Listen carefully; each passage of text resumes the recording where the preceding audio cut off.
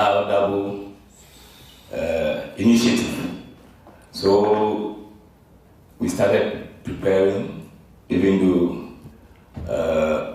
we get rid of a lot of players, but we have able guys there. We started training. So far, training was good, I may say, and I think we are ready to put Accra down again. We've beaten them twice. We've beaten them twice, and we are ready to give them Ayele. So, Jeremy, I think we are good to go. Thank you very much. Assistant coach of Sometymer Otuo-Acheampong, standing in for the head coach, Dr. Promotional.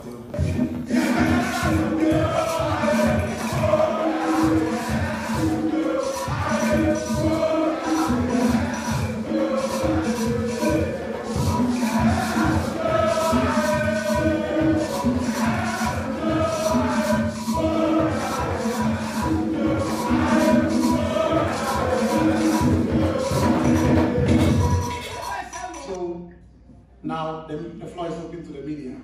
We have the two coaches here, and then we have the two players. Questions in relation to the match tomorrow. How prepared they are.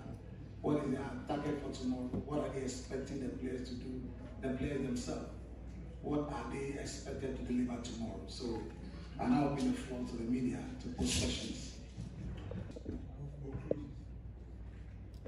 What has been your training regime in the absence of your head coach, the inclusion of new players in the build-up to this game? What has been happening at your training grounds, and what assuring message do you have to your fans that you are building a team formidable for competing in the next season, and most importantly, beating us about tomorrow? That's our two questions, but I don't know whether the answers first, and I go to coach, or I ask the two questions over there. Also, I would prefer you answers once. Coach, yeah, Nana, thank you. I think I can give you detail of our training. You know, my opponent, my direct opponents are right here. So now when I'm giving you details of my training regime, then I'm selling myself out. Okay, but I can tell you we prepared well. We've infused the old and the new, and you will see that tomorrow. You're going to give us a very good match, and we're going to take the cup. My question is directed to Asari. Asari, you were just named as one of the captains for today's sports, and that's in 17th. Yes, 17th. 17th. July yes, is moving faster. July content. 17 Now we are first July by 17. Okay, so Inter Miami CF superstar, the best player of all time, Lionel Messi, is out of America's Major League Soccer competition indefinitely. But other reports say the coach no can 2 weeks. Other reports and then scan not say indefinitely in say be over 3 months. Scan not say you need that. Headline ana. Me headline here. Then what can say na make be atoso. Me say reports no so be say in check obeba. And I'm say initially indefinitely no obi ocho obeka say wa. By indefinitely chere say yinim da kro. Boss. Every time I say china na chinachi. China eno na ye kan chire musa no. Okay, Elena Fort, or a vice president of Barcelona. Also, the club are hopeful of returning to the Camp Nou before the end of the year. Manchester United finally, after all the protests, everything now settled. Say, Mason Greenwood will be playing for Olympique Marseille. Olympique Marseille.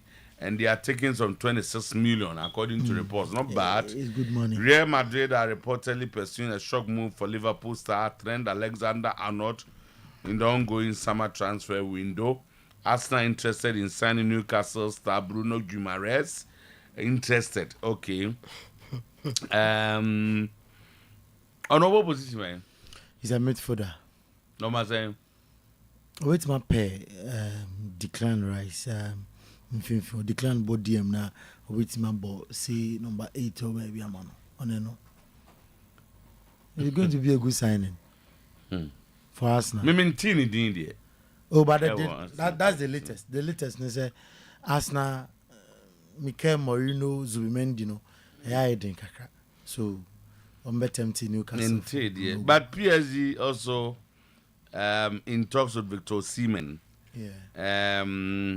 Why you wanted to sign Joshua Zexi?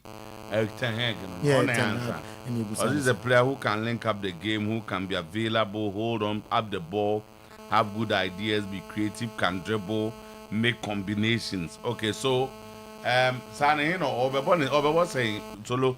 Money mutimwa. Says exactly. No better. Ya kind of wants him. So bad, you know, wants him a maka. Coach na Kazan, you was so bad day. Mamma found what Obama you.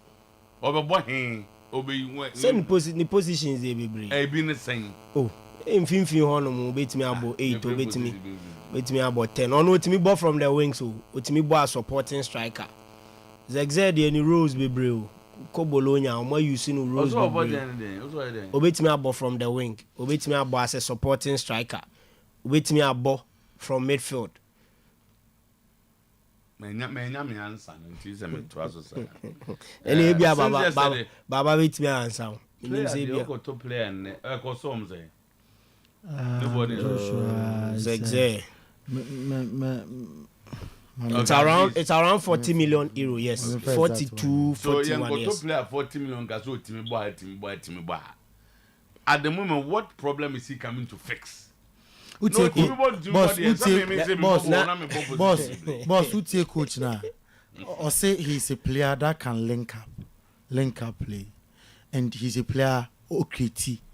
He can dribble, meaning that he is coming to do the creative work for Manchester United. Bruno Fernandes, the end of the bar. Not wait me grab on number. So wait me about number 8. Wait me about how on your number 8.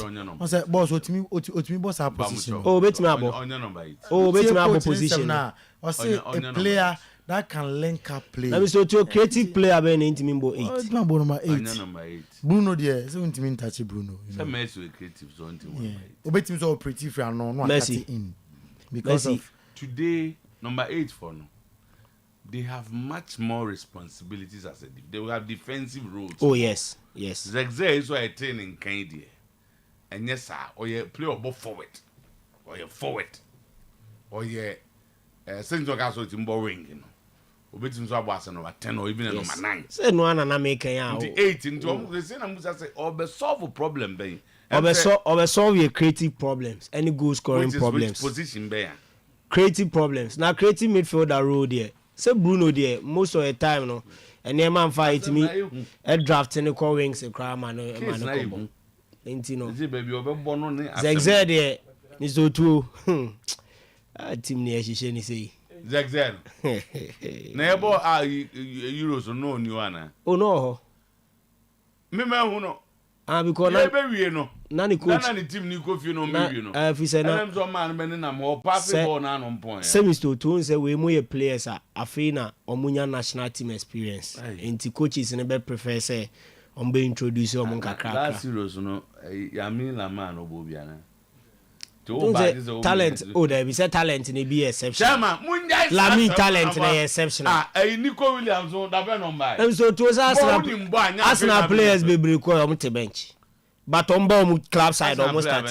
O say Jesus Mukoy or Martinelli Mukoy or Mumo. But on ba coach prefers on. Intiniana sometimes we are needing a coach in preference. Let me tell you. Okaza o shit team amu say dey be mad. Enu bi na na say Holland. Na no me ko kan ya me nya asem no. Say player o di say olimbo o what do happen coming. No na so boss. Na say Kobe Menu afa na introduce ni to Man United team no. Me chese okoye no. Up and coming Kobe Menu 17 years after no. One no. See introduce you no. And I'm say afa no testing national team football team no. Kobe Menu test bi ani. And I want say coaches no. Coaches no. Nga plan humbo so bebo. Coaches no. go do our boy. Lami Yama. Why you training your Martin just Adagula. Coaches no. Lami Yama. Adagula. Coaches no. Kranketing. Coaches no. It is a boss. What drew Hona Nimba you play? And I'm saying coaches no. What drew Hona Nimba you play? Cite example. My rubbish is here. Coaches are more preferred players based on system on person. Elutina Martinelli. Elutina Martinelli be Brazil. No at bench or Bas na no have started. It's Otona Brazil wingers and Martinelli. Now Martinelli into apart from left wing going to me more. To me make them can say up and coming argument themselves. Martinelli on it finish was the pre-position and go for the 16 17 for by. Could be men walk on. Now coaching options we are not also answer. Into a bot trend kakra no about Kalaga. If you do baby a crown by I want to wait my ball. Oh, you pay for in Aqua. Zegzi so bad. You who's on him bar or no one ever bo. Hey, I go for to man. Okay, Zegzi. Premier League. Ada Zolo me catch and say Ghana Premier League. Onimbo. But some person but one person no kokoto. No. Ondru. That's what be raising Zegzi Drew baby. Why not raising no? Baby say there was sick cancer say there. Say she shit team and just auto player be buy Zegzi. Or more instant way. Need Zegzi. Yeah, Joshua Zegzi. Bayern Munich trade. Zegzi. And look at money. Bayern Munich train. Okay, so Kotokone has the bonne. Bayern Munich 32 matches, 6 goals. 2018-2021. Bayern 2 near 2018-2021. No, and then they happen coming. Yes, and 2019-2020. Oh, so before COVID, no Bayern Munich. No Bayern 2 no. And 2019-2022. 2022 no about 12 matches or 4 goals. And I'm loaning it to Parma. I'm going to call Parma. Parma about 4 games. One shall go bia.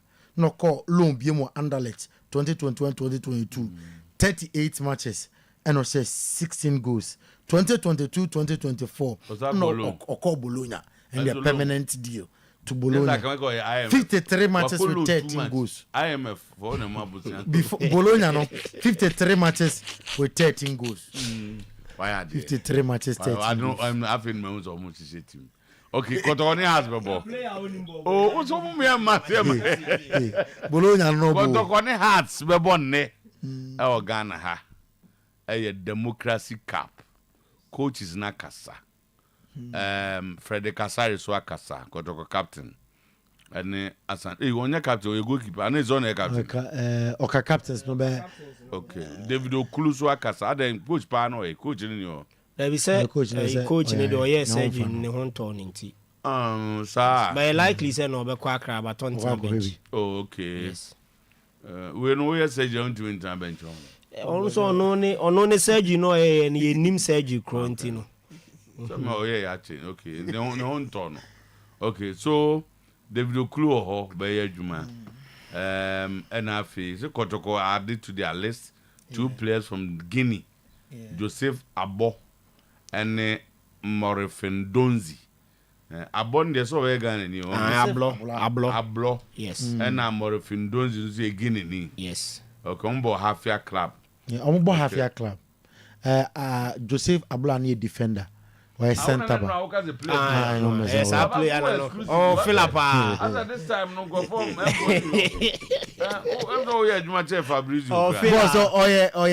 Center back. Last season, Hafia Club about Champions League. He was integral member. Hafia about Champions League. Yes, last season. Nah, Abono no. Center back.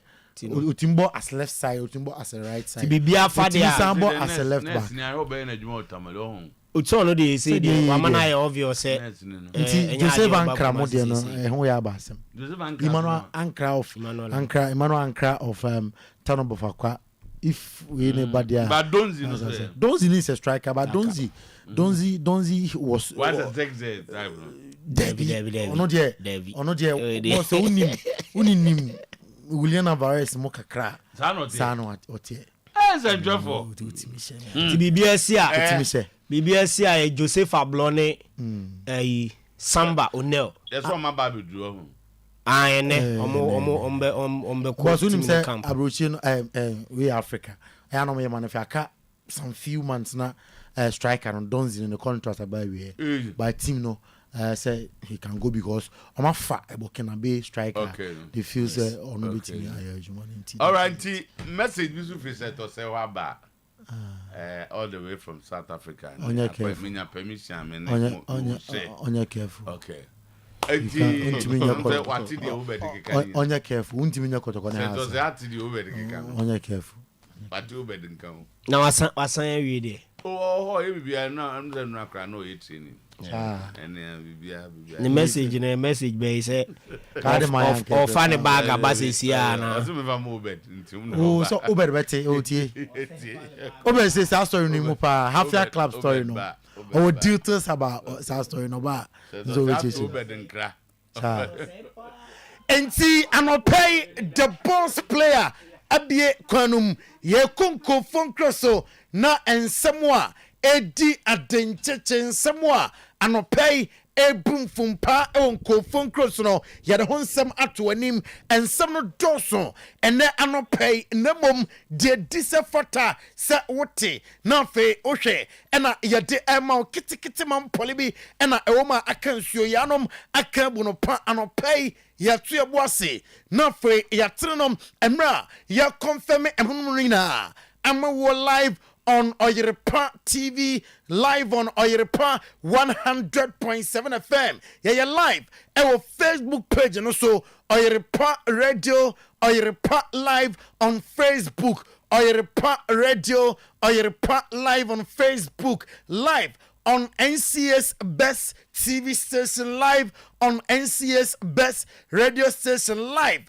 on NCS Best Sports Program of the Year. Today's sports, yes, ye ko Argentina. Amasia after say womoji Copa Americano tip na kwa kodufi na anopay on your TV, Oyerepa TV, and on Facebook, Oyerepa Live, Oyerepa Radio Mra, Lionel Messi, and Niniano Coco do Argentina Chromo, and yade at screen so na me coffee fast woman French football Federation or woman say and yako na the French Football Federation and I say enchebia omo complain ebema FIFA ningina mo na Argentina players no post match chant about French national team sam omo win Copa America na mu jimonia mansa nyom na moto no racist comment ewom discrimination against the French national team the French Football Federation no atomasem about FIFA ano reporter kensa enano pay Enzo Fernandez player Emma Chelsea anopay was sports tibet no so emra na nana ya jowo mensa eti akonya kesienum ana me confirm Emma wo se odia chopa etimi aba na Chelsea bobokonom enso a confirm se dabi adia na eto dwano omani enje ho omo condemn the attitude of the player and post on Instagram page na odi video no ekokoto wonyina omani enje ho na mom de oka and say player no woman accept so a patch and no I so much Chelsea at the eba and I no pay mamin ko Canada coach Jesse Masu na so ye or say and yamana omuye ye I will Copa America 2024 Argentina ejianum HSA say oye Canada nia I was say oba no adwen say oye footballer ofi Canada unim born bo na mam omo emfa ema Canada menu nie I was say oba na obebua ema Canada team prepare ye for 2026 FIFA World Cup ebetoja ewo Canada Mexico USA enom ayensema coach at the eba and I no pay maminko Inter Miami and latest on Lionel Messi na so ye odim say Lionel Messi ewo final game num against Colombia and Lionel Messi koko prayer na ebetoja from the coach Gerano Tata Martino Kra at the Batu Jasa about feel for 2 weeks and ra amatim atwatwaskana na de album HMSA openino sesia de obi antimi nche da Lionel Messi every time abesi akan ama Inter Miami eno aye reporter ekensa 37-year-old unimsa aye 12 goals 13 assists in MLS no this season ano aye dewa ye 8-time Ballon d'Or winner ne wansem ena yeka enano play na Detsma Herman ena di atudwasa Portugal national team na antime ankoranim ewo Euro 2024 no nyina yamfa subo emo Cristiano Ronaldo ase me Ronaldo me pesa me ne doso sanka ode yan Roma enkebabwa ama the Portuguese national team no etime akona no nsem sa emranso se Portugal national team no ebe movie ahead of Cristiano Ronaldo Eja Katano and Yama na Ronaldo Timia 5, 6, 10 years ago no about day say empempre Cristiano Ronaldo emetime ayasa deno yako Italy na anopay on your TV Oyerepa TV on your radio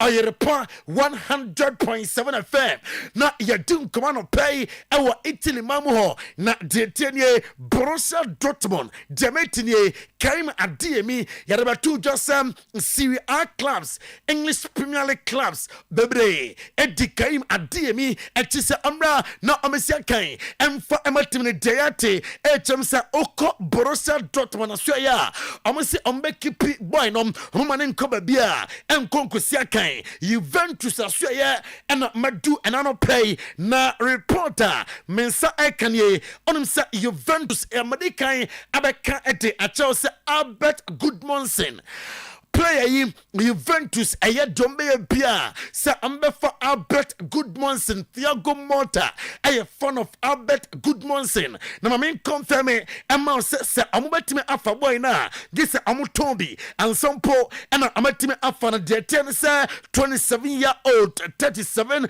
appearances and onyaye last season na minfan to just 16 goals and o share and o 5 assists in Serie A and o eye ensema efi Albert Goodmanson na suye etodwa ene anopay na metise Bologna any former defender ema Borussia Dortmund Martinez edin kama amram na ameya juma emfa ema bobo kono amo believe say our experience ba obetime abua ama Bologna team no etime akọ nanim na Juventus abusua wate Cup minus of Atlanta D ewo omo transfers and na Matthias Swali ono a player eti ema Juve Demete chemse jisa amutono and sampo and American official bid to Atlanta for Cup minus na omram amaya juma ema Juventus anom aya reporter kamensa and ano pay ma yanko Spain na ano pay yenin komo kakra was Spain ema enra and Mr. Kylian Mbappe Lotin and penifom etime ete eche we singina enra our Santiago Bernabeu na efekeke na say I'll give my life to this club me life nyina abema Real Madrid amad the club no aya club eda makuma so we say ono no wada na mrebi obeda no ya na ne da so ene se obesi akan ede ama Madrid atime abem eno ayensema oti etu dwana famous reaction Kylian Mbappe official after say Ojene Madrid no yabahwe emam for reaction Saudwa womte apa enti wey aya Rodrigo or say welcome to the biggest club and after Vini so at the famous Otuo and after Kylian Mbappe on one day and a down my dream comes true today and aya ensema odi atu20 Kylian Mbappe after say Madrid a generation Saudwa and a daswa also wushab na abusiam mamin fan tuja se oko Adidas website ni se sia obetime atry ahwe na Kylian Mbappe ya set ne shirt ne sold out tienye Adidas am website to Kylian Mbappe ni set orders no e sold out at Diaka aya 3SL enaka eti oko Adidas womo website sia Diaka aya 3SL ne Diaka nyina extra large, medium, small. Nina is sold out. And no aye Kylian Mbappe Lotin. Ne general Kylian Mbappe. I started training. I guess 7th. Said ye. I guess 7th. And I started training at the Madrid. Na Kylian Mbappe. I training the team now for Super Cup or training. Say obeti me. Abobie. And no aye reporter. I can sa and I pay na and central form. Anra, Ebusa Kylian Mbappe Lotin sir, among 4 I will believe sir, and you mobile day at the Ama Don Carlo Ancelotti, Massa Namno Dosso Dodo, Rodrigo Ewo, Yaw Vinicius Junior Ewo, and I want to be Cajon, and I say, this is Real Madrid, and I'm a player, but be a Don Carlo Ancelotti, at me Bejabia as a player, and another club now, my bomb at the Ama Madrid, a Madrid song, at the 10 player, be a coach, no. And na officers Kylian Mbappe obo number 9 and abeboa me bom officer me bom number 7 and number 11 abeboa me Kylian Mbappe me ready sir me serve Madrid team no and no I am sema oti etuda and na anopay na oko Madrid youth coach Abeloa na so ya odi atuda sir Kylian Mbappe our personality obetimi eja handle Jesse number 9 on 9 ye Jesse Ronaldo mashada Benzema mashe eja jinkruwa bogosa odo ose unisa personality charisma na ebeti se obetimi ashe Jesse number 9 ohuni se Mbappe ebetimi ashe Jesse number 9 no na Raul or Castilla coach and then someone say oshe Real Madrid dressing room na Enra after Bibia Kokosran teammates in the Madrid City na we are training now to players and I say our background about Spanish language ne kakra or the Spanish language na anu ya niema ebebua ama Mbappe atime asset in very well our Madrid Jesus Verayo obekaya 2015 and Real Madrid fan of Zaragoza na Demeti anopay Chem se waka ate Madrid the phone penning for se obetna Madrid oye contract na no ko eno aye letters I can say and no pay letters and update on Lenny Yoro aya koda o se kan ema little team no na board yo nimbo pa e be to Manchester United the big da ko and na little phone card German septi na mom no akoda ne se ne priority ni se obebo Real Madrid na Demeti pay from Madrid the company say how much offer ebe come improved offer ebe call for Lenny Yoro and no aye detia Alina Forts adom aye Barcelona vice president or say Camp Nou no how much him say by the end of this year Camp Nou no Barca ebe sign esia kan e hope him or say 125th anniversary be 29th November no one more year be bia say betimi at the stadium no as celebrate and I am sima oti etuda and na anopay ye be call England na anopay ya dim come on our England on your TV Oyerepa TV on your radio Oyerepa 100.7 FM Oyerepa efrinyame na abusuafom oko Manchester United Australia Matthias delete Jayate HMC said agreement na anya toja obasan emfienum at the Manchester United now to be 170,000 pounds a week that's a 44.2 million pounds the next 5 years abaje after say I'm saying Joshua Zexin the next player abaye delete and no letters I can say and I pay Manchester United home and I'm exam pay na amu training na amu eye ene dia unhu ye ano pay ye tining na eche show on Oyerepa TV on Facebook, Oyerepa Radio, Oyerepa Live. Nothing. Why enjoy Manchester United and Yema, Eric Ten Hag, and the technical team no ANT Oka. About say Daso, nothing was say. I'm a Unionum and your be at me after letters and an update on Harry Maguire. Now, Harry Maguire remains happy at Manchester United and they and desperate to be as a chin.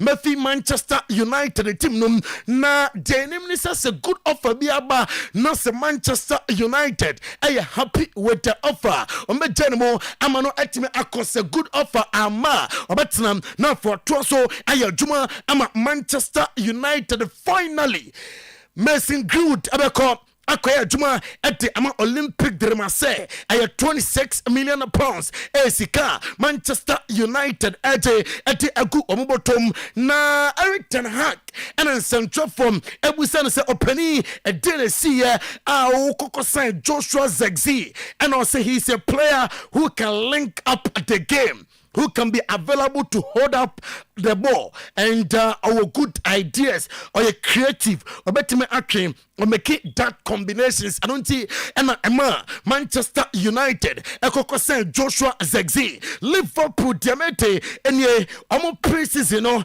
abusuan for abeto so na amo United States of America USA home and ambeya women preseason amone Premier League site say Arsenal Manchester United abebom no fe amo abafie Anfield 11th August amone Sevilla at the abani onim sa amo at the bet ekoi sa Anthony Gordon onfi Newcastle United emesi akan ema Liverpool diamete echemsa Anthony Gordon amonte offer ko no empenfo reject offer no say woma Anthony Gordon emesi akan emma Liverpool Real Madrid enra metiasem we ho ete emma say Trent Alexander-Arnold no womo anya no mo pe na se no Fiontino Perez ekame say ohwehwemu na aka 1 year pe no tatao na Trent Alexander-Arnold aka 1 year with Liverpool diamete echem say Madrid Chana sa ya pesa obaya juma ewo Santiago Bernabeu na according to inside story and it's when you happy with Enkoma Fiontino Perez and dino onya Madrid na obebom eno aya reporter e kan sa anopay na se Liverpool for twimwa control no Trent Alexander-Arnold instantly Emma Liverpool obowia na wako Madrid as free agent eno aya reporter e kan sa ena pay Enzo Maresca first week of pre-season na no criticism Openino Chelsea fans enya je Enzo Maresca ho ejuma Enzo Maresca eya with Chelsea boys no masa Chelsea utie fans na am say hey the next Pep Guardiola ni o masa yebebo boa efe ene Arsenal nom Manchester United nom munyina ye esan say yeba enti sa wo hwe TV na wo hwe Facebook Enzo Maresca na agene boot kama wa dressing ora pitch no so na de hwe ono abo no wakikibio on Raheem Sterling no 18 come on adapt players 18 come on na odi ahwe dress no kwaya faso eya no wan kesankasa ohwa na watime at the one semaba Enzo Maresca na tutu mirika on finfi ono enti Chelsea diameti anopai HMC amonsom awaki very hard sir womo ene Nico Williams enyake Williams enyake to ano ebetin come on that bia konya ebedawa release cross no amonso be activate na fe Nico Williams Juma at the Chelsea coaches players and legends time. Coaches players and legends time on Oyerepa TV on Oyerepa Today Sports NCS best sports program of the year. Enti anope me ba ma beni na wo Juma at the ma wonim senra and Gareth Southgate Arizona as manager ama the 3 Lions of England na legends den sem etime aba ningina mo no aseda aya Dr. Daoud of Daoud Scientific Herbal Clinic and dia me se Dr. Daoud ho our ultra modern facilities are abusuan for crowd do na drone kawa about say baby akonom hobeto na ejuso krapa old Metro FM dynum enowo eho utu a prayer humusa say ohina ya odimfidie no fa honam duanum na fa hu say oh honam duano yade wei enowom na ode baby drum atimi atuase enti yade na tran so a aye kwankro ko yade na enkono fa ko dino na fa ontuase emfa emawo eye ebia hypertension na atran so etetel eto atoa nanom ewonse do akọ obetuase ete amawo afem oko na stomach ulcer na atete wache stomach ulcer na aya chronic and the man for coffee say oh dabi and there we dey encounter Dr. Dawood Etuase diabetes stroke afe enkomo a ewo hunu so a enti ontime ema obam emfa ya flu hepatitis B aya syphilis afe awon ema aya prostate cancer usisi nso ya sexual weakness aya fibroid fakodan Dr. Dawood of Dawood Scientific Herbal Hospital na saya sawen so ena owom na ene brand kesiano abepiemo ewo aduso krapa Old Metro FM Denum Freno 0244 886 437 0244 886 437 0201 681 717 0201 681 717 no frame no fe niema koye amon na me say to anipanina ewo high sense essence high sense biaya okwa obenya air conditioners papa just freezers papa gas cookers papa washing machine papa na woman high sense na dema wo smartphones outdoor sound system water dispenser microwave afem blenders rice cookers kettle iron nina jibi ewa high sense amaso ye wo de na bo no from afe esan papa na obatema kumase takrade takwa mankasim obuase sunyane tetimai tamale hohoi koforidua honyina your branches ho 0302 4500 00 0302 4500 na wafre na ferima koye ete ama hay rednap ana dia tudwa sa nyamyanum kranie woma am criticize managers no eduba bia yana amunsem enim about Gareth Southgate abaso where a Juma boy at the Emma the 3 Lions of England. Well, for me, it's his decision at the end of the day. And I did think he would call it a day. I had a feeling he'd pack up. He's had a good run, and I suppose it's been, he's got some abuse during this tournament. They probably, every time you pick your phone up, there's some silly message on there about, or some stupid joke or whatever. And he probably, social media, he probably gets to hear about a lot of this rubbish. He probably thought, I don't need this, and I've done what I can do, and let's move on. Let somebody else have a crack. Yeah. Has he been successful as an England manager? Yeah, he's done a decent job. Successful? Decent. Do you know what, Andy? Everybody comes out and it's been fantastic. It's so wonderful. They slag off us, England getting beat by Iceland up when Roy Hodgson, Gary Neville were there. Listen, if we'd have got beat by Slovakia, that was the equivalent. That was probably worse than getting beat by Iceland. We're 1 minute away. So, you know what the game's like. People are fickle. You win suddenly. 1 minute you were useless, and the England team was struggling. We couldn't win a game. It was hard to watch them play the last few weeks. Then suddenly you win a game. You get to a final. We're on the verge of being a genius. It's so stupid how people see football managers and how they judge them. It's just crazy. I think he did okay. We didn't beat anybody we shouldn't beat in this tournament. And no, I am smart. I read now. Pari to drama. Musoria. Coach be bia. Namo criticizing no sabi. And some na namo kana stupid. And no, I am smart. Ati etuga. Jamaica. And also at the diaba afa Gareth Southgate resign. And no, I resign on same. Waba Juma. Nemo muna uyase ya na baby. Wa meri na. Yenten smart. Jamaica. Etuga. No, it's his decision. 8 years as England manager is a long time, over 100 games, so he's had a good stint at it. Listen, it's down to Gareth, and if he feels that's right for himself, his family, the team going forward as well, you got to respect his decision. Because as I said, obviously yesterday, he's he's done a brilliant job, and I think it's always funny, really. I think when you're in the job, you get a lot of criticism and people questioning things, and as soon as you retire or leave a job, I found that myself when I was a player. When I retired, I mean, I was getting a lot of stick the last couple of years. When I was playing, I was too old, I was finished. As soon as you retire, everyone tells you how great you are. So Gareth Southgate will be getting a lot more pats on the back now today and over the next sort of few weeks and months as people sort of look back at the great job that he did. Well, I don't think he has taken the decision quickly. This will have been something in his mind for maybe the last 12 months. I don't think this is a rushed decision straight after the game. He's probably known before the tournament he's going to leave, come what may. So even if England would have won the trophy at the weekend, I still think he probably would have walked away. So I think this is something that he'll have spoken to his family, and the FA would have been aware about as well going into the tournament. So I don't think it's a rushed decision. I think this is something that's probably been on the back of his mind for a long time. And I think it's something he probably he mentioned, I think, before the tournament in an interview somewhere as well, that, you know, basically it was pretty certain no matter what that he was. All right, so Tim said, Gareth Southgate, no, na I will not dream said, Jumadabana, we are Amposanka, Nano against Spain. Or the trophy no fees and Castor, or better me, I resign. Me co Arsenal, say, na, dear Tienye.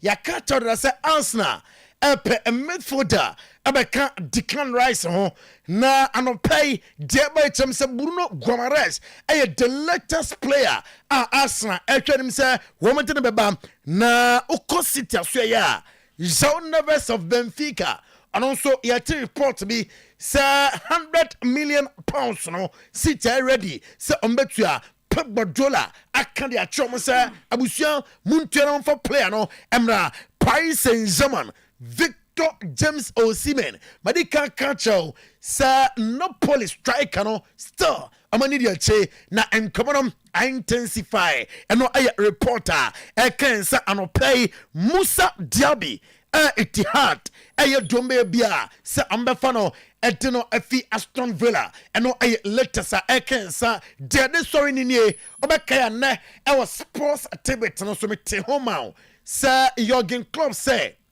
onye English national team adwuma no eti Jurgen Klopp out na inside story ni say England efe no amani so de hunu ni say Pep Guardiola ombetwen na samposo so man prempre ya only 2024-2025 season with Manchester City Oya amefa the 3 Lions of England adwumano na amfa team no nkobosha asase so omufi say with the star of omu plus in prempre with Jude Bellingham, with Phil Foden, with Bukayo Saka nom, with Anthony Gordon no omunya Pep Guardiola obetima ashe team ye ama after 58 years Pep betimi etomo at the trophy and pay ye just so Edinco phone close to seminar SC on Oyerepa TV on Oyerepa 100.7 FM Oyerepa Efinyame lawyer yedase ye beji kakra simaka krebie die anim na dwumadie no atoaso ede amamo ye beti eye nsemde every ayo family cover insurance so ye be power specialist hospital na ye din komo gig carbonated energy drink betin Semper Rockstars Roofing, Champion Divine Clinic, Afe Pepsodent Cavity, Fighter Toothpaste, and Sempower ha Abe Herbal Clinic, and so Yabetio Moon Semper, and Afe Franco Trading Enterprise. Above Adama, and Enano Pa, Yedi today's sport to Mediano, Eguswa Edemount, Ewokasa, Fidiene so, na Nipa dia Oha, Ewasa brain, and no pace, Chibaya, a more ding. Edima Wabusia na broni febro be unforeseen contingency and access circumstance oh bobre bibi betumi asi na ohia sika e de akoso ano eno enti na oh ha e wo se onya insurance cover edima Wabusia no pay make am for ayo family cover insurance at the amount we no a family cover insurance e bo na watumi ahwe ho ene Wabusiafo wa bra ene mamu ayedin ayo family cover insurance and I make am for the amount or register ayo family cover insurance no with 15 Ghana cedis per 15 Ghana cedis na registration we no e cover wo any Wabusiafo ensia entu kamboma so odi 15 cedis per and na ode register the amount ho any Wabusiafo ensia aka na de tie ne se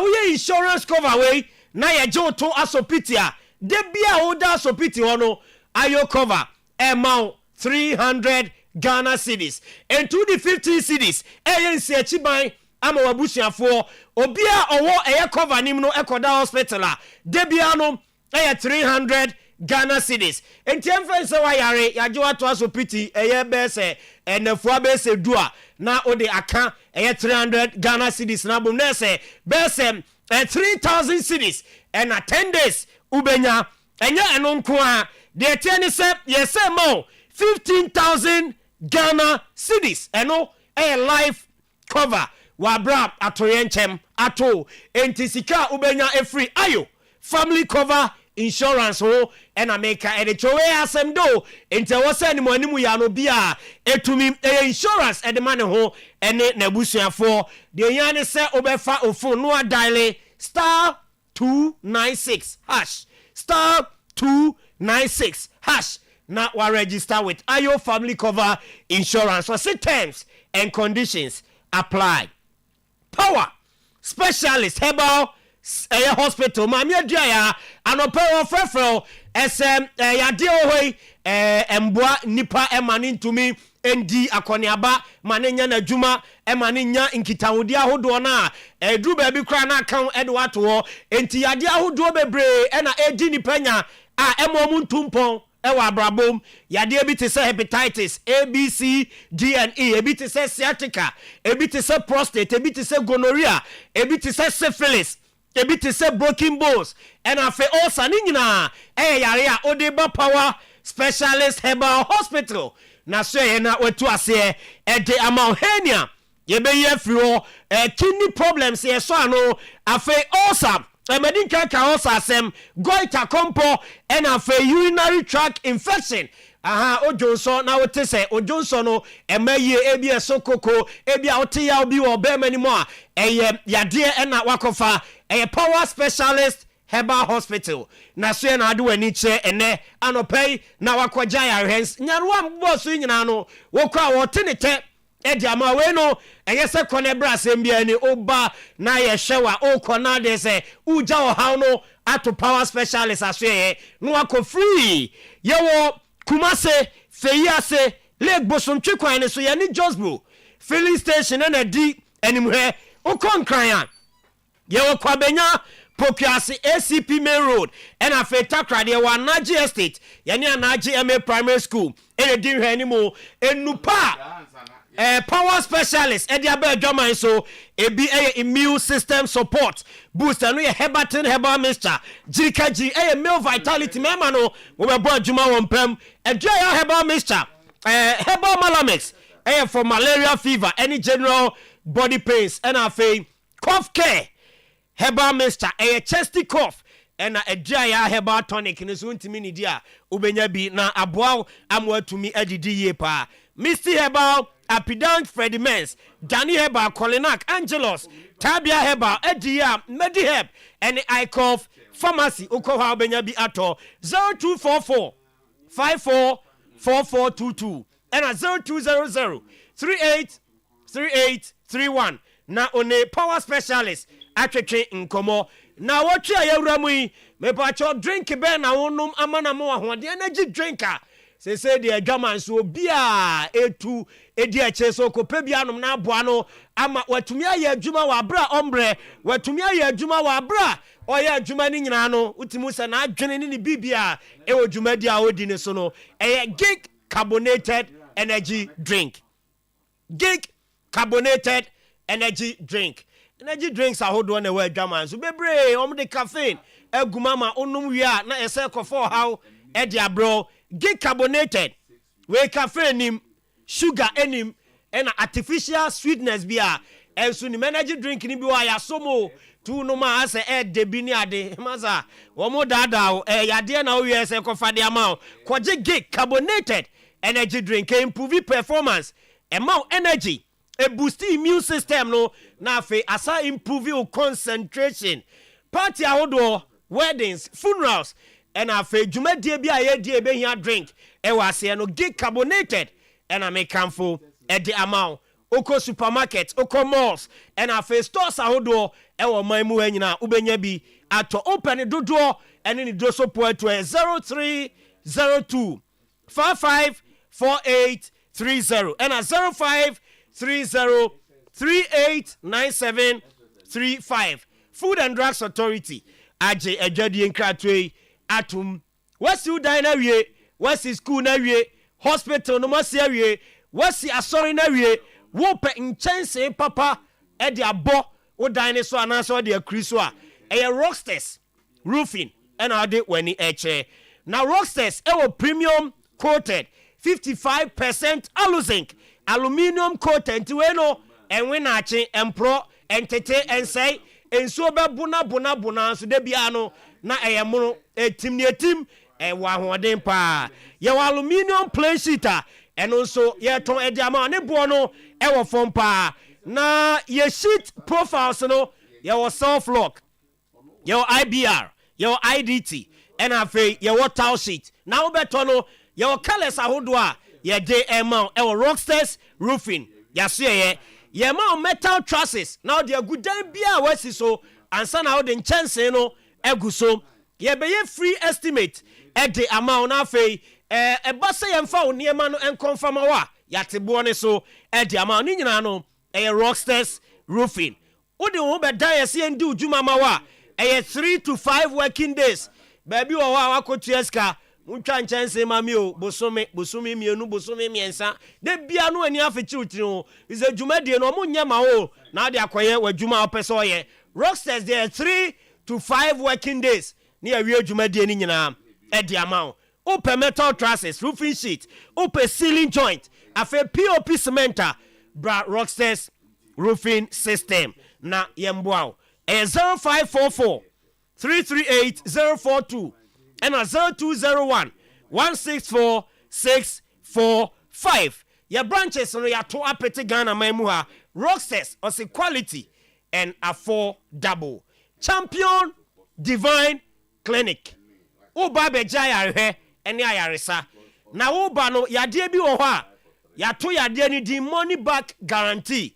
Enti sa yadie ni no to nchia utie sika ni ehwe na nkwa bra na beju sika. A Champion Divine Clinic, a hope any edisa adwumai. Ovarian cyst, money back guarantee. Typhoid fever, money back guarantee. Hepatitis A, B, C, D, and E, money back guarantee. Asthmatic, when you asthma, chronic, dia kwan chrono, and also money back guarantee. Nyadwa way, oba near show na ankwa bejusika. Eno tunchia yadia no ba ye tu ase.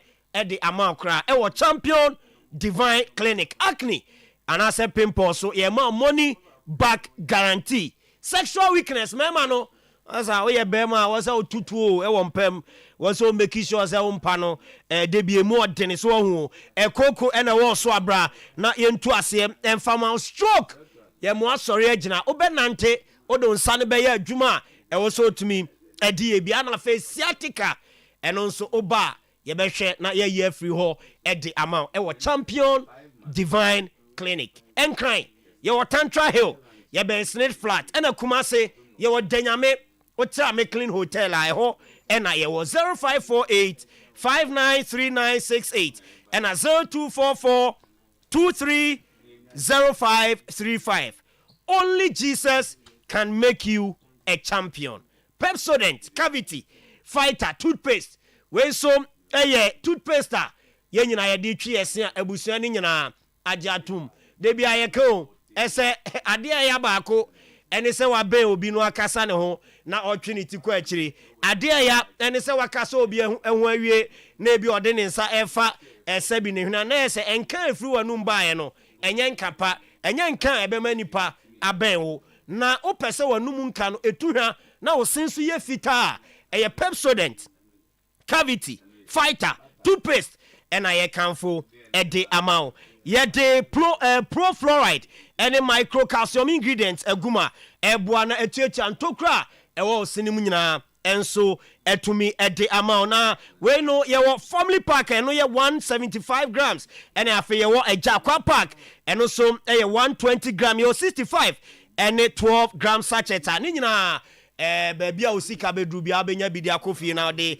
akotwitwi wo se Ghana Dental Association ajatum se Pepsodent ena wo se abusua bia edi twitwi omose ewofie Pepsodent was every smile matters. Abe Herbal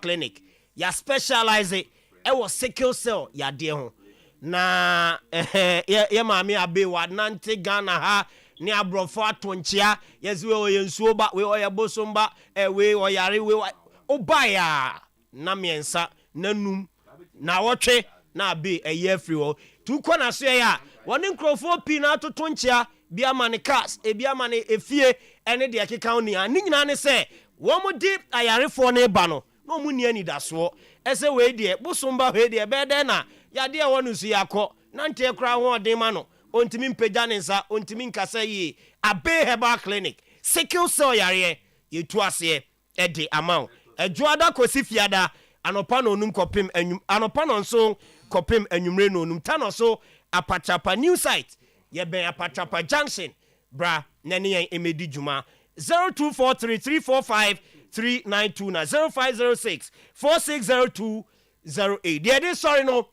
Franco Trading Enterprise phone papa fie Nokia Samsung iPhones de papa ahodo ni nyina ye ma obi they say the phone abeka nipa ya brabo ho uni phone a unam wiase a oye empty oye hollow na ma unte de ekoso bintimi mfrel timi ni obi ndi nkomo unhu de ekoso Ghana ha wiase nyina per phone papa a ne battery ho odin a eche e Franco Trading Enterprise tabletop fridges smart TVs and afi air condition ye maubi ewo yaso ye ejaba jewelry nche o Kumase ye wo ho challenge bookshop e also ye ho afi old Malcolm enche o pe e ho so ye wo and afi Kofo Clinic en hwe ni mu adum Franco e wo ho afi new KJT e also ba obenya Franco ye shops no e wo honom e ye 0245 316969 and a 0560684147 now ne Franco etumi atwetwen komo Franco Trading Enterprise or say still phone papa if you the boss player Saja Kunya Kesi and Jumadi ne toaso ede amamo so Edasipi thank you very much thank you so bad Let's say okay. When a message now me monitor I said so send you a message bina on tenancy biasa usun biasa ocha opanse bibi na on the side of the story but Mr. Too I say why just the fact that super the manager no Ebeka commander who ako airport anopade na wamba I mean there's no side of the story to listen to side two side be any hope what if fair hearing that mate say yes fear unim so mo mukuni pa hu so mo twani pati kro mo ti ye mo chance Mr. Too mate and he also tie ne side to me the dishonesty in his conversation already untie no but you are so concluding moto member me catch us member just all they see kwan mu no unim moto hwe si wo kwan I don't know me be say me ma because you na na din command okay utie wi a ansa no wa conclude Zach ana ya zanete o de tie wi utie na onye convince okay no aka say o ma arrange discussion na ma ona what I'll try listen to we are basing your this on one side on one side okay the okojina ho no bi kura de also okojina ba bi no kura so na sebio menka setesa bi ono so kura na one thing ye semani ngojina no kura oti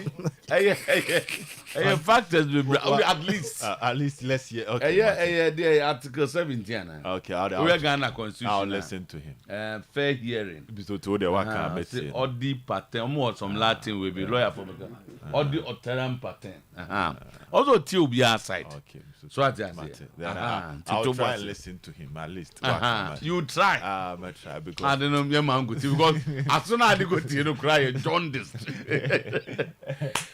Mr. Charles what you are about saying okay so this is Charles Watting a nice name a ambassador's name ombo boss omni mbopa Charles Boateng is no na boko de okay ni emfa meeting no na ti ade te ya na question go for edeba Charles Boateng ye CEO ewo panyin kwantre for director general ewo Express Group na you refuse obi visa obi so okope visa you refuse no first squad no church zinzi ba ko bia me hu ye de ye ntrohwe wo so say the omon fa bibia omon ma reason bia no be gina so e de abegna ne say omon de stand ade bi oma tro ayi bi ni adawase bi na eden ne be ma you refuse obi visa na you refuse ade na wo so ye na de mbese mbusa wa no na afei okay obi wo wa osuro so okokra ne amfa ma no okoni amfa ma is at the end of the world ntimi nko na ete sen okay enti medatiefo ne omohwe ahwefo nyina ase we said na dia no you very important because bebre I give it up visa ayati say okope try exams sometimes obetimi anya good student pa so no try exams no afeli but obehunso wetimi prepare no ho esa akotwere biem atimi wetimi nya excellent results pa enti visa de ye betimi refuse okay and there be so many factors and I might me refuse obi visa obi wo kra na sa time na work on the documentation meaning obi o mo refuse US visa recently what the name nyina question na ref in the bank statement to our interview ho no ma wie bibia wie so let's see your bank statement the ref o wie won anim se wo ho nti o mo di gina so do refuse no but the wo mu nyina ne say ye refuse visa one na enye no ano because na me pese me ko Canada na me wo Ghana sa na me betu kwa actually I was refused 3 times wow I was Canada you know I what obi anka obi give it up but at the end of the day me hear me documentation right no and sa ekan okay anti and none the catch obi as e bia na ya refuse visa 1 2 3 that is not the end of your life say yet me put it in or documentation any year on sabit me ahead aka obviously maybe say refuse now was akwa say they look at you with some scorn on the query I say why bonnet dan was babisa and this akra but yeah na a fear on say as what exam sir what feeling now was akotwibiem ebi obetimi a ana wawari aguo na was akotwibiem na usu there are so many people here refuse omo visas especially even students no eya omo ba me ho masare apply ama omo omo sa aka omo visa enti enye hu kura refuse no ade ba akokra betimi amese ewo mu na ya refuse especially also ko conference and a conference ni date no eye bia 10th July but tama o akasa ode kwakoye biometric na be submission no na eye short enti wo koye no na conference time na yede etwem omunya make decision enti outcome ne say oh program no kra wo ko etwem enti anfa visa na anyede ama we enye ade a enwanwa enti say oba na wonya different program na wotimi ye ne ntema you fall within time na me yede officer yede amount enti ene omo hwe ya no mo mfa ni bi yo sa akwa we oba ha na ano na the be on say visa no nipa bibiri nim say so ada menya ho ye ba ye be kire how decisions are made okay in the embassy say Canada say omo wo over 100 officers ya omo make a decision enti o decision betimi abeto obi anim na wahwem na nje ho the next application enko ono anisem ebetimi akofoforo nsem foforo no hwehwe wo niema mu na ye kama o de beye de ebema me student bia okoye no the foreign month no sa akoye first one okoye the same document no de call US embassy the interview no refuse no visa no next month was add the same document ekoye by different officer or the visa na yede ema no nti sa okay ya na tire obi say lack bibi was yes in a way the mechanic say etimisi because obi wo ha your friend me Charles ebi a Charles bi kura beji misika adwane say wo ho na officer Charles na nbo Charles no and so many I remember say about 18 years ago I wanted to go to Italy they drew embassy ho no o se ma ba hoda no me say me ba ho kra me brei Minim baby a embassy no. Me yira akra na. Me yira asa me ka de ye student nipa be 10. Omo nyina ya de ma nipa 9 me nko ya fa ma me. O se ma ba embassy ho de me ka de me ka e bia o fie bo se ma obi anim me ka de me ka bia antiasi yes ma ba ho da me ko fa visa da anya de ama me but ya na sometimes nyame hyehyeye enye nipa hyehyeye we say menya ho no na me call Australia but I never regretted going to Australia because now for mo call Italy nyina at the end of the day na bosumi so misika menya na me send me there so ho enti sana na tie okay sana Matias. and you refuse to say go back your documentation correct. Last I me ba woman be last week okoji US visa. I'm refusing 7 times. Wow. But I want to like previous year can about documentation it dey akotene pa or visa application and it say be a ya refuse one it may be on the document or the call it be another document no when ya nyina and I said document no it be efirimu and I said the documentation no and shada anyi so oba e betimi ahihye documentation no na ayekama amount to visa there say you refuse it's not the end of your life say I'm bandel na you refuse and come there you have the right omukra trase so you have the right to reapply again. Okay. And to visa dear, obi a refuse the visa or share ya na uti bian, you can do it again. On to me, on Family Express Group. Yes. Because the other corner on unim said you see good. And the Express Group there, or mono bet so kwanya. Ya refuse my be a nano in the or mama got him.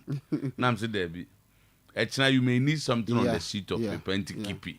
Na yemfanko express ho no nko bibia ma mgacho express group for nko ma ye die ye bewie tietia enkasa kese ni nyina ya ba wa ya refuse visa da se okope ni amfa ma wa me ka se kro bia na me koso a me so refuse me visa okay na za kro no na makoso no less than 10 times wow makọ be 9 to 10 ebi wo kra me kojo ada na ma ba fiada aferi me koya yes amfa visa na what to be there? Me remember my reason is I had traveled to that country on those 9 occasions as a journalist. This time, no business trip. Oh, okay. Well, enti omo we mu no ana. Aso ma dwene omo kesene kakra. May I appeal they gave to me. Okay. Say yes, me and I also do some business. Enti appeal here in a man. Yeah. Go akwa na go then all of a sudden nipa fufra na ndi emfama no. Yeah. But finally when they gave me, we said the initial reason was that for the first time you were changing your profession. Passport obi bia pro the other took everywhere shows you are a journalist. Yeah. Says I don't a business trip with him. Who a businessman that beg. So after appeal, mama no mutu kwa na yenina appeal and then they gave it to me. Good. And he said, "You can want to say, yeah, no, I'm never bum nothing. What's I mean? Jerry refuse to visit anyway. Yeah, Madam Fee, and I know none rahopa. Say, to wait me, I put it together. Na, yes, I apply man, but yeah, na, never been so. If I were in Tremo, on the documentation, Adame Bayan, a very important. Obu okra na oba na document or deban.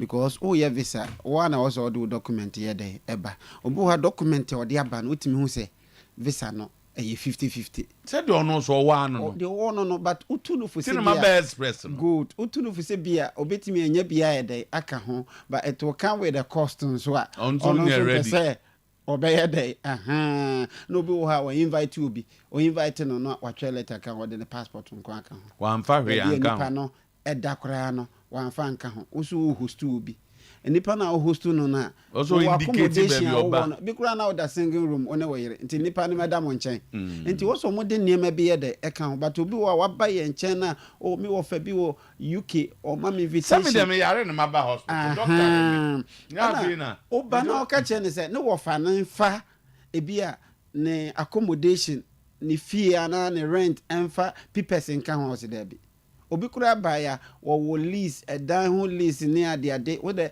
yes scanning keke na yes scan de ade oh me lease de enko out so the obo also do de enko out madam for oye tipa or trucks driver bi no see crew bi so what announcement to say LPMB or baby na the wabruchin neti ɛno no ka chen so onye na opeso oboa no mfa no ho enkwagim ne enwe na am say omo twitwidika de Dubai ne kata fo no na twitwidika o so onipa cross of friends o anaje say information e kura no nhye dan koyi enti na obeba ho me so omra ko express na omo nchiro no kura na ewom no number ne 055 555 0067 055-555-0067 and at 024-900-0448 and at 0249-000-448. One more many a breakfast or muka bruchly. Yen express woman your connection man. Yeah. Woman your connection. No one never go to be a dear do a bobo debi. Obania Joe documents. Near 2 for the coffee brad. You need no.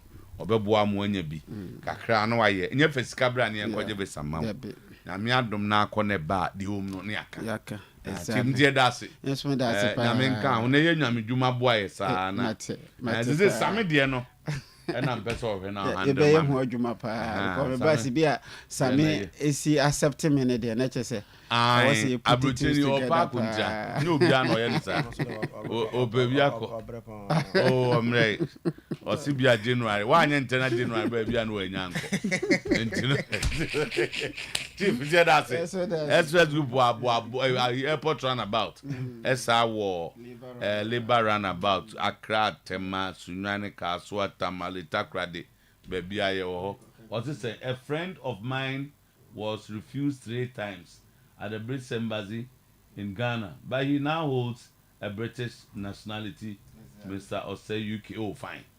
That's a bit no country, so say, you are, and just send one. No.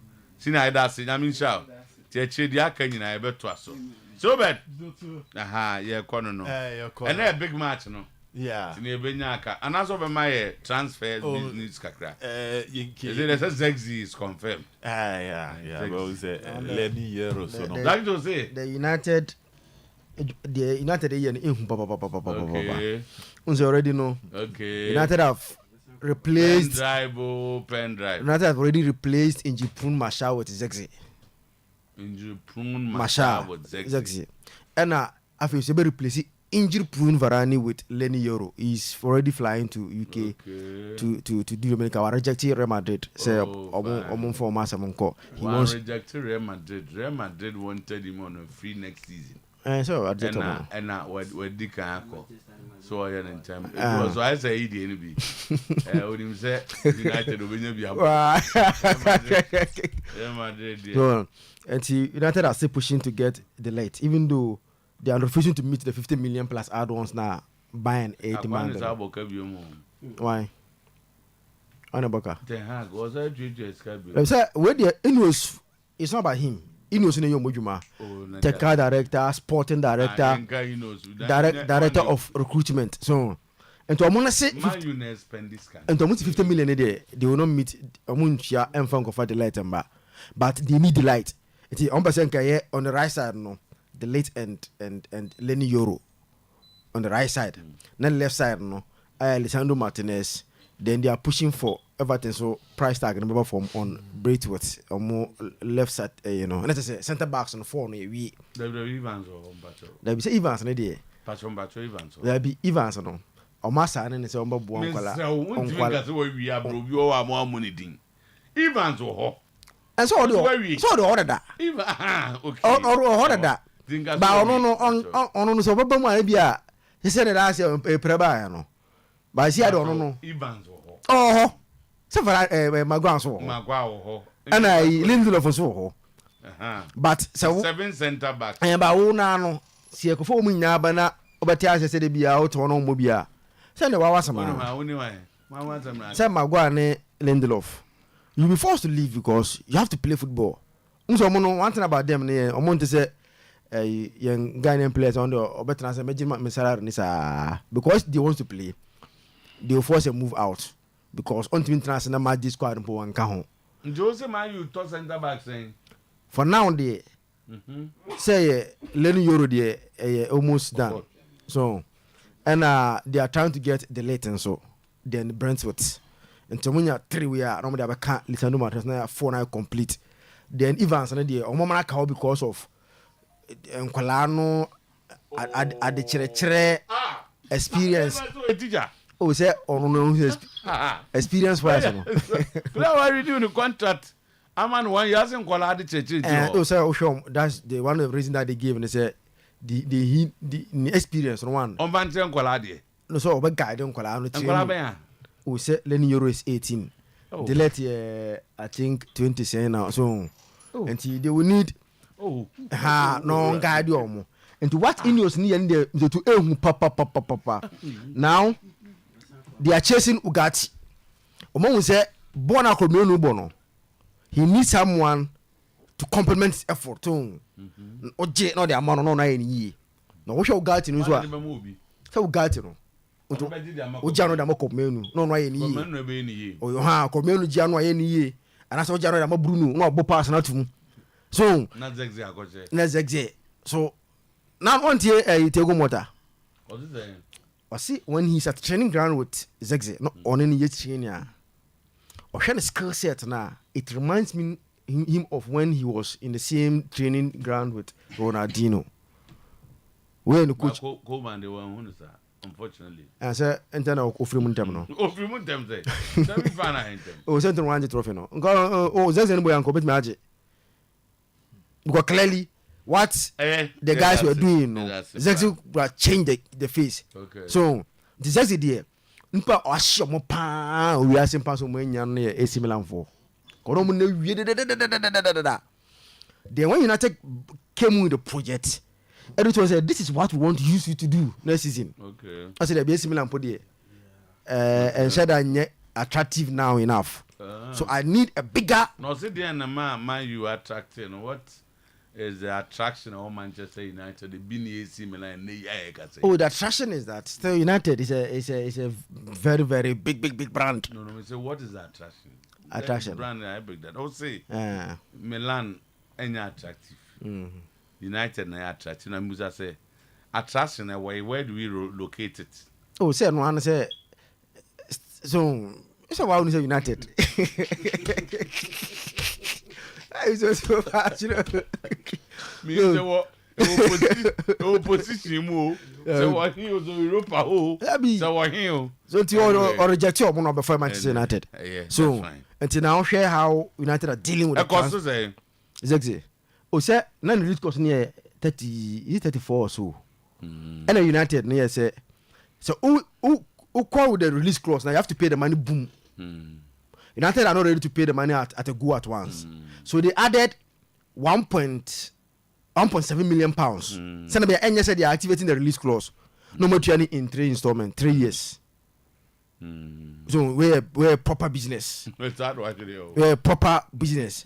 It's money now, Felicia business. We money. No, go free the Felicia. News from Italy. Fabrizio report said Morata done deal for AC Milan. Yeah. Wow. That's 13 million of activity. That's a good move. The buyout clause. Wow. Morata, he's won everything. It looks like the grace around this player need different. Because the kind of clubs about Morata Ebono. Sometimes he has been winning things. Mr. Tone said, "Na Morata is exi. One other heroes. Ya Viviana. Was an exi had they did na Morata Ebo as captain. As captain. Emani team Jacob. What will be league at ya? Spend team. Mundi Sikabe to Fimo than go for Aval Morata, Madrid twice, Atletico, Juventus, Chelsea, and now AC Milan. These are top clubs are player. Oh man, you are not complete. These are top clubs are player. Win a chance now, Bob to. you need some level of top performance, and for coaches to have an extraordinary belief in you. Because there are some of the clubs at Chelsea who was not exceptional when Timian living up to the expectation. At Madrid, when Timian rise the starter or Madrid team, almost every time Alvaro Morata was more like a player on the bench for someone to start. Yes, you talk about the period Alvaro Morata betumu or Madrid. That was when they had Benzema, Bale, now when you have Cristiano Ronaldo, making it difficult for him to break into the main team. But even at Atletico Madrid, to Alvaro Morata, well, you have few moments to describe his brilliance. Inti AC Milan, well, looks like coming with something special in him. And Heroes, no, Mr. Two and good was never seen the Heroes because Heroes, no. So when you're somewhat Chikwueze, now when you're Rafael Leao, now Alvaro Morata, Dia. Now they be check it. The Spanish team now, similar to Lamine Yamal, the Chikwueze type, operating from the left. Now, check Nico Williams, now check Rafael Leao. Now, share the Alvaro Morata, how I'll complement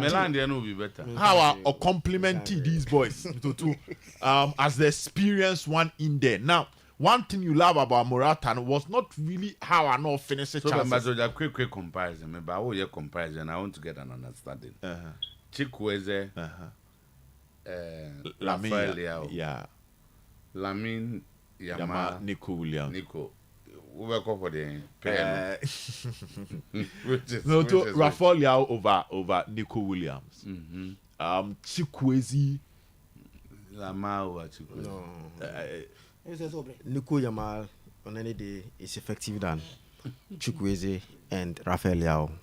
Listen, Leao have the name, but at the end of Nico say he's more effective than Rafael Leao. At least Nico have shown say with just the tournament. No, not even in the league.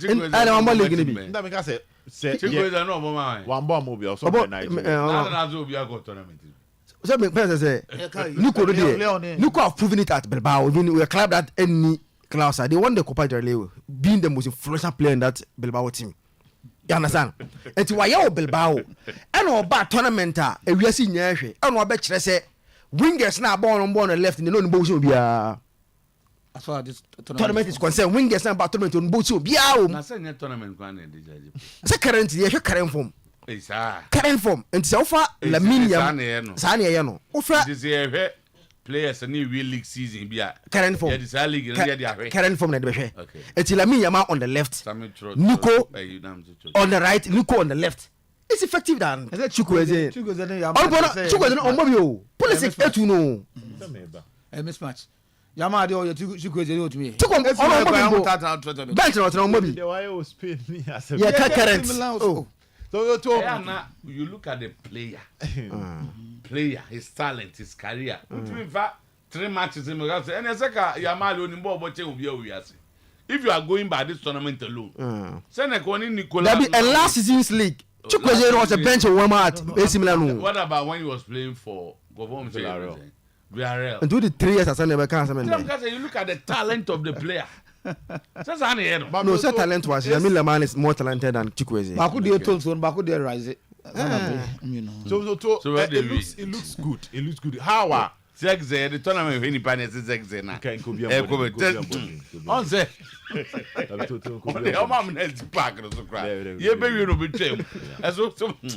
So that would be a wonderful one for AC Milan. Me share how na otimi buama wingers ninya goals. So she Chikwueze Pulisic na wa check Rafael Leao obetimi ama omo balance ama omo timi anya goals. So yes, 13 million at the moment there. I think that is good money. I'm looking at his impact on the team, not other issues and the play and how. All right.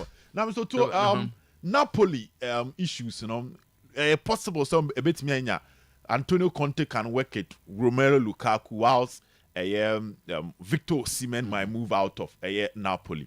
And the man you say Osimhen Ediato Napoli and said he wants to move. PSG, I'm looking at how Luis Enrique will also rebuild his team after Kylian Mbappe clearly ultimately say there be a lot of wingers or mudiaba, a lot of forwards. Our mudiaba system say PSG want to build their project around these players. Rafaelia Odinbemu, na Bernardo Silva Babichem, na at a point Rashford Dinbemu, Lamine Yamal so too. There was this funny Twitter neighbor, so PSG also want to go after him on so but church was they should not even come close. So but for Victor Osimhen, if it's about money and goals, PSG will be the right place because in the French league, you look at the coach very well. In Spanish coaches, the Africans, you know. Okojina PSG team na they watchere wo Italy ne there. If it's about goals, certain records in the French league, and the kind of materials around him now, Mijidi say he will get the goals. But if it's about pure competition, say break you through the elite barrier, I was hoping say maybe a Premier League, would be the right place for a player like Victor Osimhen. Which Premier League club are you talking about? I think the new Chelsea project. Okay. The new Chelsea project will look good around him. Again, Arsenal as a club. Okay, fine. You talk about Kahavet, but I for say Arsenal a target man like that. It would do them a lot of good. They say you won't say so much about Manchester United. At City, Onfanunko City. Liverpool Onfanunko because they're Darwin Núñez, Luis Diaz, Cody Gakpo, Mohamed Salah is still around. Diego Jota now. Liverpool will not go in for a forward and I say a typical centre forward at the moment. But Chelsea, new project, young talent. Maybe Aston Villa. Well, Villa, no. Villa, the same comes to PSG is miles ahead of Aston Villa when it comes to relevance in the football space. So, Premier League ne bank am hunu sen kebebo. Okay. And then me committee Zakito sa. Oh, so I can read. Say me enjoy no.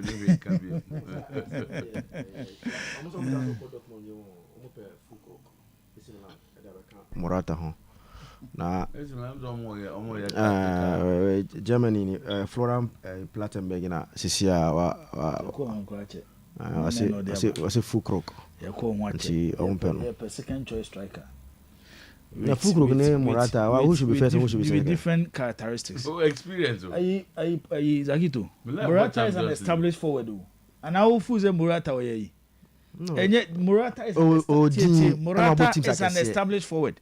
Now they want to team against the DNAbo. So continue. Team men or continue. Aside Real Madrid, they had Karim Benzema out on a bench. He went to Chelsea, was their first choice striker. At Juventus, he was their first choice striker. Juventus season on Kobo Champions League final now Barcelona show mo 3-1. Their journey to the final, Morata and Carlos Tevez, who was leading the attack. He's the leading striker about the Spanish national team. Aside from a captain of the Spanish national team. He comes to the profile. Who got the profile? Big one. Unlike Zengze. Would say, Manchester United strikers, one who profile. As a young player, he gave him the opportunity to start. Madrid time no. At some young player from and your coaches are Morata under them. You cannot just wake up and say one Ebio a lucky player. He has played under Antonio Conte, Wabo under Mas Allegri, Wabo under Zidane, Wabo under Mourinho, Wabo under Diego Simeone. These are top class coaches. So what did I mention? If all these coaches, no, he is a different type of player too. If you are expecting Alvaro Morata, CBS season will give you 30 goals. He's not that type of player. Alvaro Morata, the NSA, he brings other players into play because of the movement. It will the Spanish national team. With the Morata in a park, so watch Nico Williams and Lamine Yamal. How are redraw defenders to create space for these players? You will need other goal scoring attackers around him. So, Mr. Toti, the mention, I say players almost bet me as goals. And based on what happened at Milan last season, Rafael Leo, even in his bad season, to score like 11 goals in the Italian Serie A. Pulisic scored 12 in the Italian Serie A. Now Morata, that they 31 years. Yeah, Morata 31 years. How is he much? Say, oh yeah, Adana mechanism say he was a Spanish national team project. Spain, your Miami too. Once a striker about Kupia, a chance and more produce another one. It's offer from Luis Suarez. Now about the next great striker, even though Emiliano Butragueno was there, fine, but he was not top there. Then you come to Raul. Substitute to Raul was Fernando Morientes. Then later on, Ombenya de Vivia and Fernando Torres. It was the hobby said Fernando Torres. Even when all the pin form, still not the coaches of the Spanish national team at Trasteno. Says so Baspina, he's a different player. It's within that period now, and almost discover Alvaro Morata. And Morata highlight as a young player at the 2013 UEFA Under-21 Championship in Israel.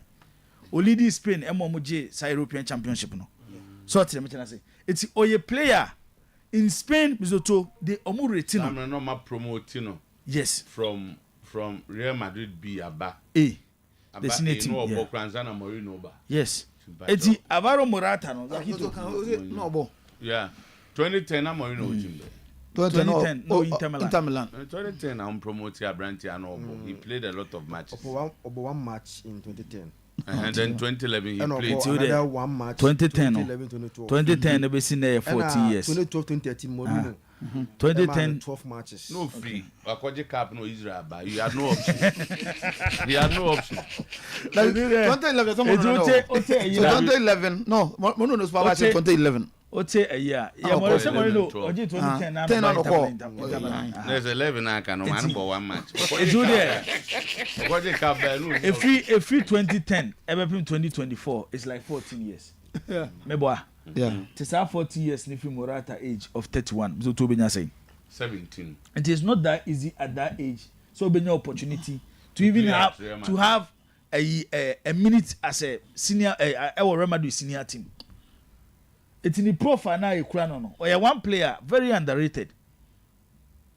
Very underrated. But it's not easy to go through all these clubs in your career as a footballer. Zegze. But Zegze was your first option. Oh yes, because one, he's young. Till he's young. I don't know. So we investment with him. So about one season, crown 9 year. Who need that? So say be next season be. So to the match na say. Zegze style no. Any Alvaro Morata style. The difference in shedding him. Reason why Milan will go for Alvaro Morata after mixing Zegze. Says Zegze, around 21, 22 years. That means the two. Yes, we spend like 42, 43, 44 million euros at the turner. Unim say, fine, what take a risk. But when you play na anko ye kura na, to another season to recover.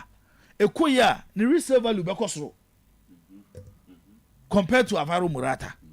It's Milan had agreed to pay the buyout close to Bologna.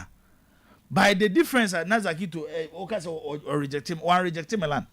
The agent Nikia Jorak chain. He was demanding 15 million euros as agent fee. And Milan were not ready to pay. But Manchester tried the more requesting. So what did the mechanic say? It's yes or reject AC Milan. Mona Mufu say, Ebia, Sikana agent in Epen who deserve. But Milan on the other side, Sufu say he doesn't deserve. Who deserve 6. Ukoto the owner of price. Na say I did Adiano. Demanded. Yeah, Adiano. Now the Wadi and your Bobo and Otia. It's okay. They also deserve 6. And yes, na say who to me ko had be. See, I say who to me had we had there na your boy be 1,000 Ghana so are there with there. Me sha e be abe e be abe I dey with deserve 5 million now 500 Ghana. Unye bi da. I said okay no go fund your United no. And that is what the United how much United needs him. To say we know in a business like this, Zombe compares okay. Then why don't you go and pay 30 million for Morata? Because there's another young striker. Yes, because till by next season be there. Calculations be to say there is a certain boy coming up within the Milan youth setup, Francesco Camada. Okay, at the age of 16 already, a European under-17 winner, best player of the tournament and the top scorer. The last tournament, no more boy, you know. So in Italy, hopes in that boy, I was so. And within Milan, environment, they feel say he's the next big thing away in Milan. So Morata many na more. But it's a calculations. No matter John Evans here, man, you defend. It will be a 3-4 seasons time. Kamada will pick up, and I say you can go for you can go for Zezi. So business wise, so Oba Milan ne piki. Na the market value kosra. Kamada peja na Oba. You can sell Zezi for 100 million, then come and rely on Kamada and move on. Zezi there no credit me nyada no. But I'll have the opportunity to watch him. It's 4 o'clock here working. Okra 4 o'clock different profile to the Abaru Morata one. Because so a true point here, there are certain games you need a fox in the box. The Italians never the prima puntano. Or no, they are not doing used to score. And not disturb 18-year boss nim. It's a true game ni baby now here will be a punish defenders 18-year boxer. Then you make changes. Enti Zagito, a strategic you were one of the best scout in the world. Milan Cicero. The man who discovered Kylian Mbappe is the head of the technical area of AC Milan. Godfrey Moncada. Yanya nyoma basa sao. So to the mechana say na maba mu ye bi nyoma ye. Say mi zo to na Argentina for asem no follow kakra. Asem ni hwe ni ehu sa te say the man for person kire no. Ana follow yi. Oh, one thing say na no kwese da Argentina for kwaji Copa America. Say boy yo mo in US. Miami. Say no one say baby ala no Messi we duru obo mo no. Say ye bibia de hye na ni monyam. Ye hye Copa America ni nyina na say be kwa ko final no. Oh baby am Messi ni team. Ne de hye na ni monyam. Because obia what asase su nei a wanya opportunity to watch Lionel Messi. Esa wo da nyame ase. Ka woni ho no bi be ka kire wa. Come to Kabeya. It's a big opportunity. It's a before we go. Nana Kwame, you must say Manchester didn't pay the agent fee, as mentioned. It was reduced. It wasn't 15 million. Don't what you are saying. Then Chris Chiches said, Nana Kwame said, exactly, Japan. When it comes to Milan, Jibo shows bias and emotional analysis too much. They're shorty and say you should have told us how much they paid. That's such a man. Emotions in the bias na man any. Morata and the proof and Nisro. I'm saying agent ready no. And but at the end of the day, United offer more than 1 Milan offer my agent. Inti agent is only crap player no. So and you nim care Jora changing the players. Obia onim the Carlos Tevez Javier Mascherano story no. Obi okura the player na or they say the late Mino Raula. Omo a lot of say when it comes to players decision. It's at the end of the day Milan Manchester offer more to honor than the Milan offer na. And they paid more than the buyout clause. Yes, because omo de enye one payment per na eko. And say untia one payment there, then you need to top up. Say the be on best spread the amount. Say interest on the loan. Yes. Say the be on best spread the amount. United call omo call for 3 installments. And the 3 installments, and that means say some top it up from the normal buyout clause now. Say club be trigger as you purchase. But to share a story now. Argentina name. What's it? Not Argentina. Argentina have created a lot of controversies, and even within the Chelsea team, especially Enzo Fernandez. United paid 10 million.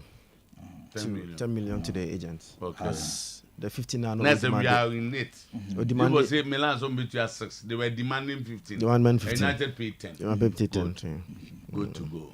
Ineos. Biloto na asem no minim die. I don't know say because I don't want ban so so. Ozai.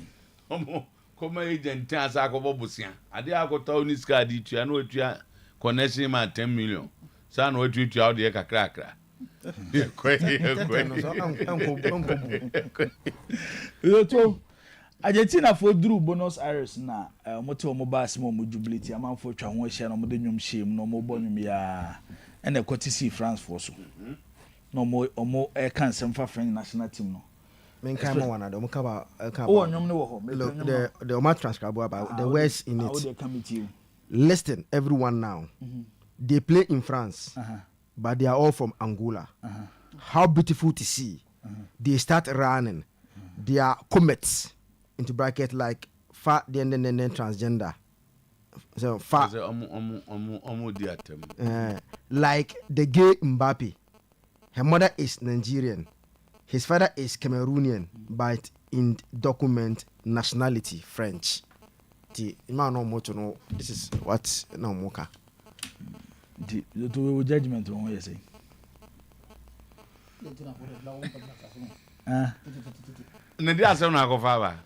Hey, Enzo Fernandez, he has been the talking point. Enzo Fernandez, the teammates for Chelsea. Started from Wesley Fofana. Wesley Fofana, Enzo Fernandez. Not players in the net one. Yeah, but say Enzo was also like players in the net. Some of the players, no meaning some of the players. And the video there about one thing, no. Enzo ne capture more. Enti you go follow no. Wesley Fofana go follow no. And the assist also go follow no. And Gasto go follow no. But Anche and Senegal ni no. Jackson. I call support no. Ndo the picture. I call support Enzo. And ndo the better picture on Enzo moto. Na say so what Senegal nti. Say supporting in difficult times. And the success on Oboman Krum.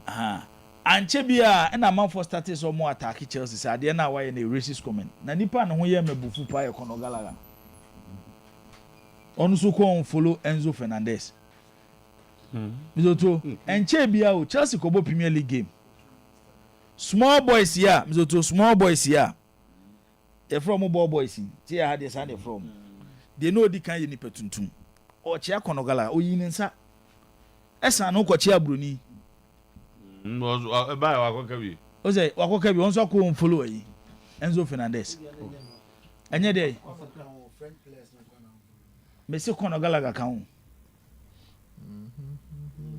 So what is the mention say? I want to so akoye sa de ni bi. And when you look at and can say no more candidate in reality. Say Mbappe was offended a transgender Emila. Kylian Mbappe. Mbappe in free Cameroon. Mbappe in free Cameroon. Mama in free Nigeria. Fan national team no. Enye N'Golo Kante mo onye Mali ni no free. Na do so Argentina fon chire. Ah, see him. Uko chire mo na be asan basam no. Uchema na yede. No, uko chum say. Because say uko obi ti say meba uko obi ti say for fana. Uko for fana Instagram page or the flag of the French national team at all.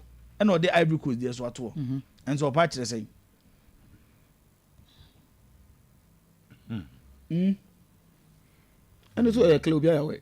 Na one news a killing about never from. Argentina mo na majo cup, ana mo money. France for amudo mo go so chwa no. What because na man discrimination. France mo World Cup mo share.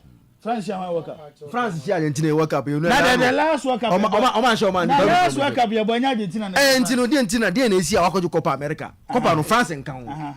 Then you are celebrating. Then you go and sing insulting using insulting words against Obi Onumo competition.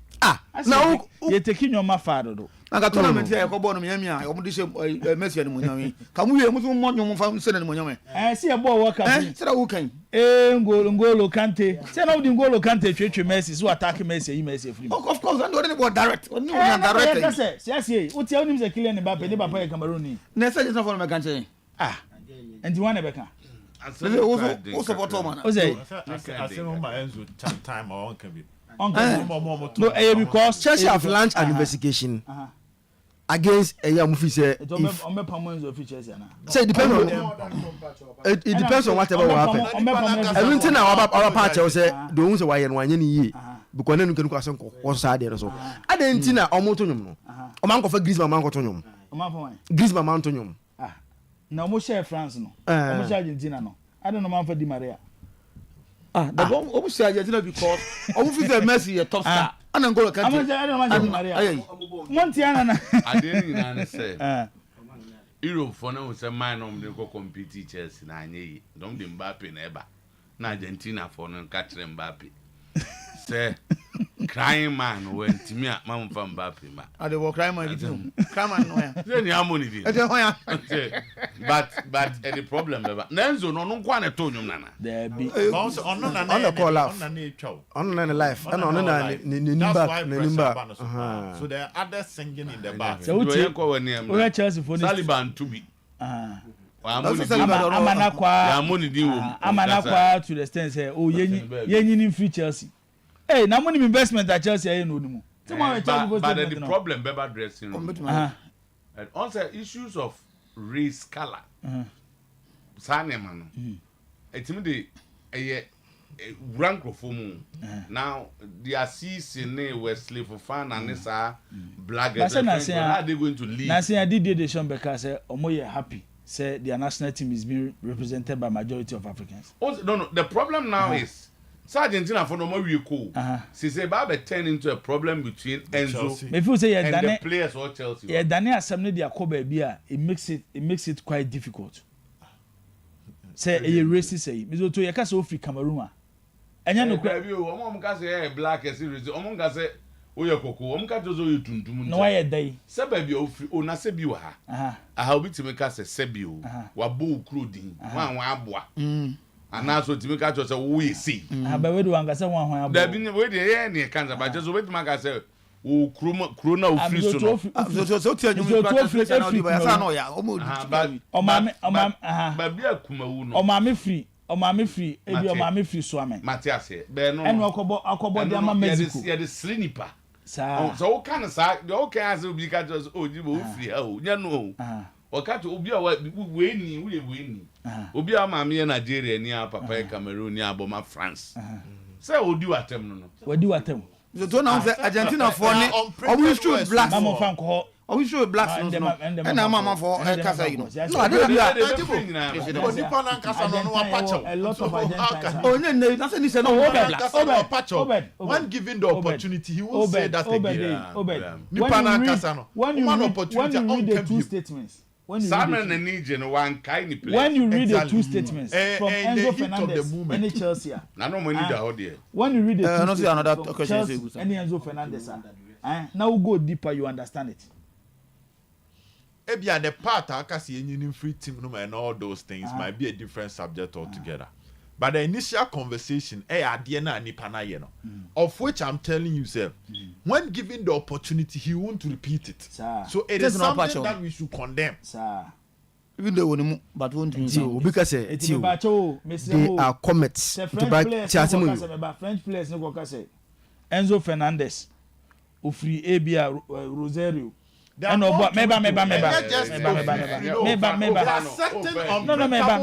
in his statement. Anything as a racism they do point where you taking it far. Okay, why do you cap? But we be free. Because Mizo Toti we be free. Prior to the tournament and now Kylian Mbappe be can say so we share the European Championship. A much harder winning the European Championship than winning the Copa America, and that is obvious. It's not true. This was just football. It's not true. It's not true. The reason why you can say true is how they dealt with you need to just play about three groups we are quarter final, semi final. That is their form. You understand? League 20 teams no 18. Obianka cheba say Copa no so yeah, you have to know how far it doesn't matter. Canada money 1-1 munya be Canada for you on my etino what kind Mbappe kind which even our coach look at the number of Leonard Scaloni Oben say one thing with most Ghanaians is that they've never experienced it. And as they can't comprehend and fully understand its implications. Now I'll make a point because where you should say I'll say its implications. He was making a point and so they can't comprehend. Okay, read about the history of Argentina and black. That's what I was talking about. In the 18th century. But don't know. even give my message about even Mbappe fencing. No, they are changing the topic. Diboka said they are changing the topic. Mbappe joining, you know, Oman said the transgender story was just a bad joke. The female friend has masculine features, so the media joked around it. International be Mbappe. It's like how French media says their first lady is also transgender because he's an old weak. And I say be an Mbappe that enjoy and yet transgender. Yes, I'm down for now. No, your banner said no. Member features be. Mbappe down for. The girlfriend. Oh, member features. What's in I said the female friend. And the girlfriend, female friend.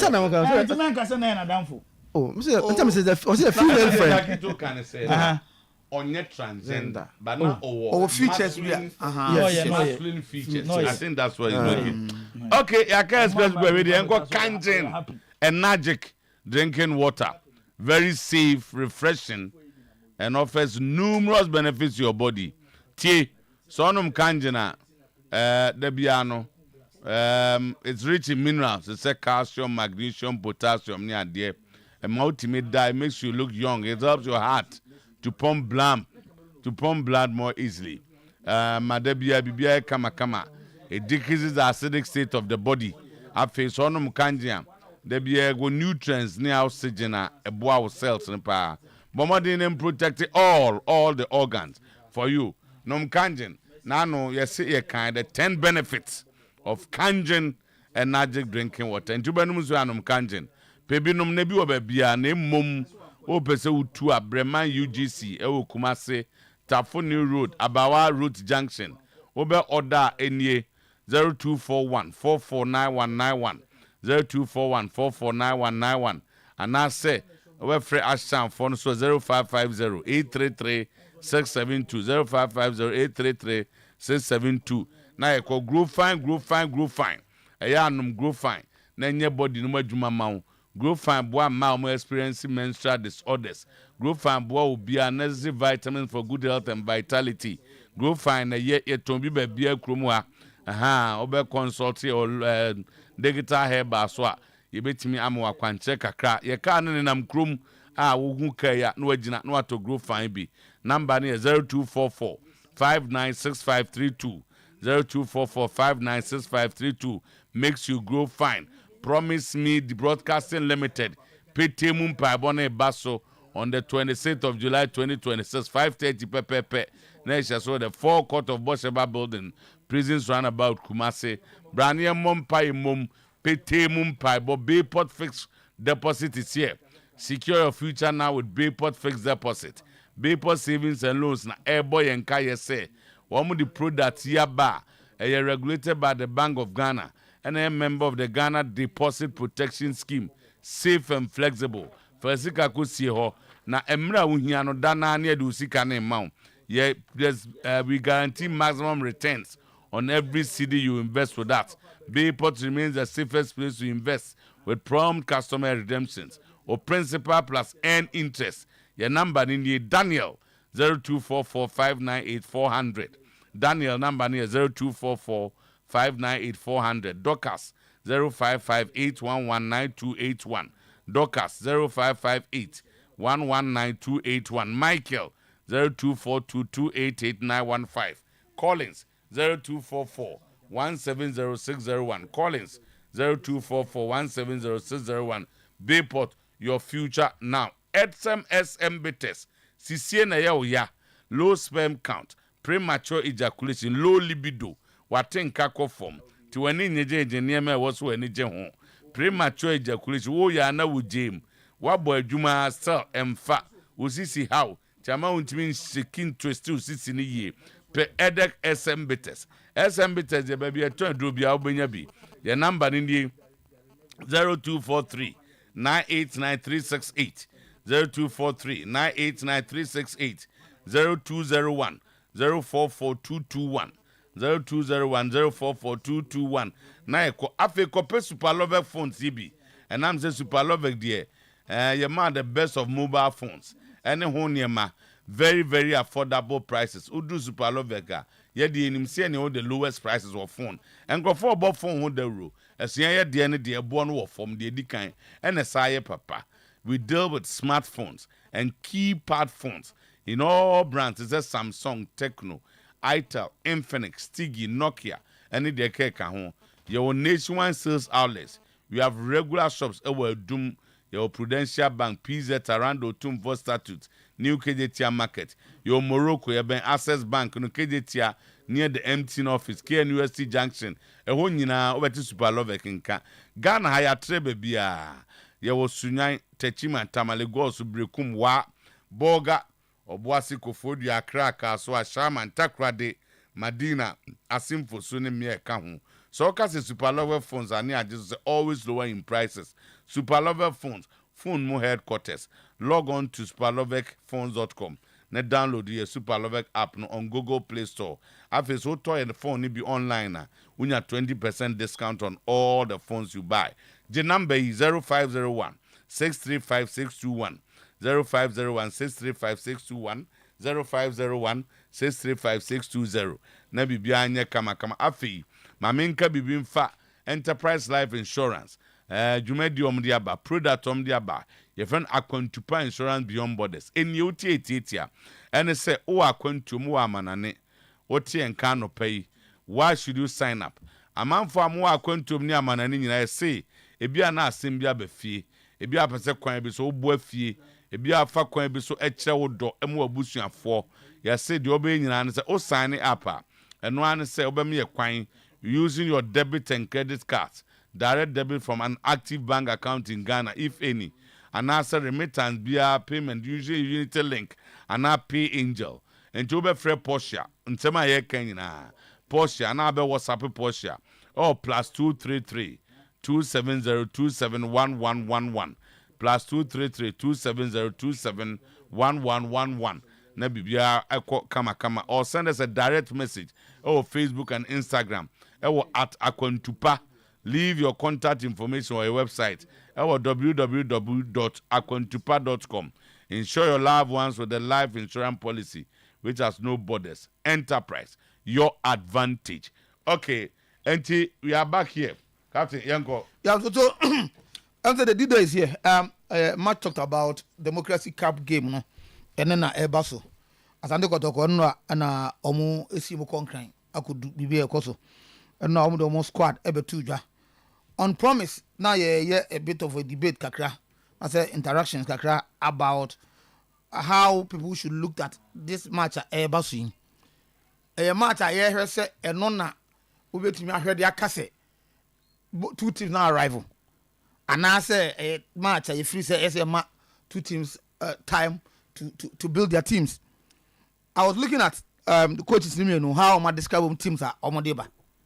Coach Watara, also we have a team. House of Oak have a team comprising of the young players and the new players who have played in the Premier League. We have started with the first step and we are moving to the second step. I'm confident in my boys and I know we shall win the game today. Coach Watara. Then Kotoko seems like Coach Ogumoho, but an assistant Coach Oklo. I can assure you the new signings are equally good as the old ones, if not better. And they have character. We are going to see a different Asante Kotoko in the Democracy Cup tomorrow. And some two coaches no at the Abani. So your coaches in some more can they are Mizoto. The stakes are high. The coaches no my impression say yes, all teams no ready. But from sporting point of view, so how you want to build a team and how two teams no I think in one off game, top performance from these teams, either one or the two teams.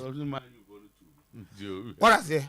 Whereby one off game, but it doesn't mean say the teams have arrived. It doesn't mean say BBR is over. Say okay, Kotoko is welcoming two players from Guinea. I join home. So the building process still continues. I won't call it rebuilding. Say I'm for person target. But I think say So who put a team together? It's not like so easy. Say overnight. It will take some time. I know. Say if Kotoko omuko no na say 10 old players. Last no more team no 5 new players and 3 junior team players add to that team de kono. So it doesn't look like we are going to get that top performance from Kotoko and Hearts. Say they tell him no. House of Folk, one thing that House of Folk work Kotoko any as far as this game is concerned, so to that consistency. Because no matter what, even though House of Folk did not do well in the league last season, but the team na air corner, most mainly players league, you know. That's why I added 2 players from 8 nations now. So House of Folk will have that consistency that Akotoko ebe lucky and no So say if it happens, say in event of any of the teams loses, and on make sense it doesn't call for anybody to raise eyebrows and start condemning and saying oh it's lost. In event say any of these 2 teams loses, and at the end of the day, once there's a cap on it, no back will be losing. But I think say any of them lose, so supporters and then fan say a building process no and omuguso, especially in a season we are our expertise as a players you become Gakrani and from no back, that consistency will not be there. So I will not look at the coaches in Eka as a coach. When you say Kobe just a coach an interview describing the team as Omuko competition, that will be that a poor team on Kasa. Obeka Adiebi to show to the whole world to say they are going to play a match, a very highly competitive. The teams have taken their decisions. The supporters are expecting their teams to prove that the decisions that they took was right. So that's what I'm making. He has this decision take here, Kotoko decision take here. When the one moment they know supporters may say that's what yes you were taking poor decisions. That's what make us say lower expectation kakra. What I say and just one match and I hear Kokobo, one off game and I hear Kobo. It was so expectation too higher. At the end of the day, so you get it wrong. Back when free baby ama. Se bia ye na fa Zamalek ana sek bia. But the money no am wa ha. Oh no wa ha. Season money na ma. And we go through a certain process. We no bia taking the Kotoko the apa mo bi no makofa Sudan we ya ba ha for say omo ho na ngo no mpe bishem. Do anya de omo beka omo mfa nche osa. Oh, second enye kura sa won carry. But I make say oh kano. Now, another second chance. Say the teams are in the building process. Maybe every off season, but when the season gets started, you get to see with much more better than maybe the Ogohuni. That's what the person catch home. Because, for example, Kotoko, 23 or so players gone, and a place Yaba. So we could say coach or close someone worker. So the players, new players, are as good as Oma. If it's someone better than them. The West and so me pay. So to him, every better than Omam.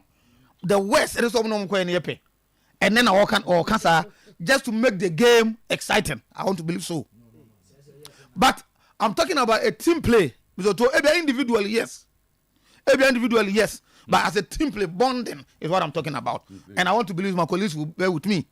When you put in the team together, yes, why the team put the team together.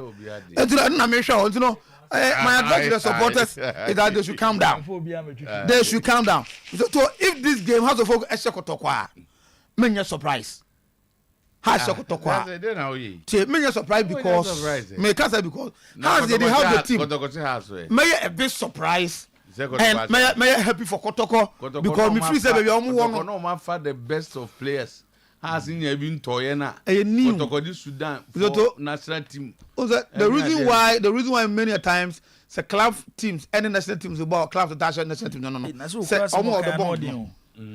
What I say? I can assure you that the new signings are equally good as the old ones, if not better. They have character. Now we not for this match and work as we are going to see a different Asante just to make the match exciting. Don't say I be different from what just between between wo any coach no between wo ni coach no so we bet me account supporters expectation enye wo ye coach no it is that game with the coach bet makan coach now asemo kan say players no maba no so monte so mo koye na omo ye better than them and omo sa wo character after putting up this message you know we should see improvement. But you know the coach he's not a good you are counting because of that. You can't say that. Oh, just recently. No, you are analyzing the statement the coach has made. You're talking about me kind two coaches. Coach go ka say bia. Jibo akasa say wan kasa you wa o. What's that me kind? Say na dem kind. We no kasa ya na wan kasa you. And me talk to the supporters on it. From what I'm hearing.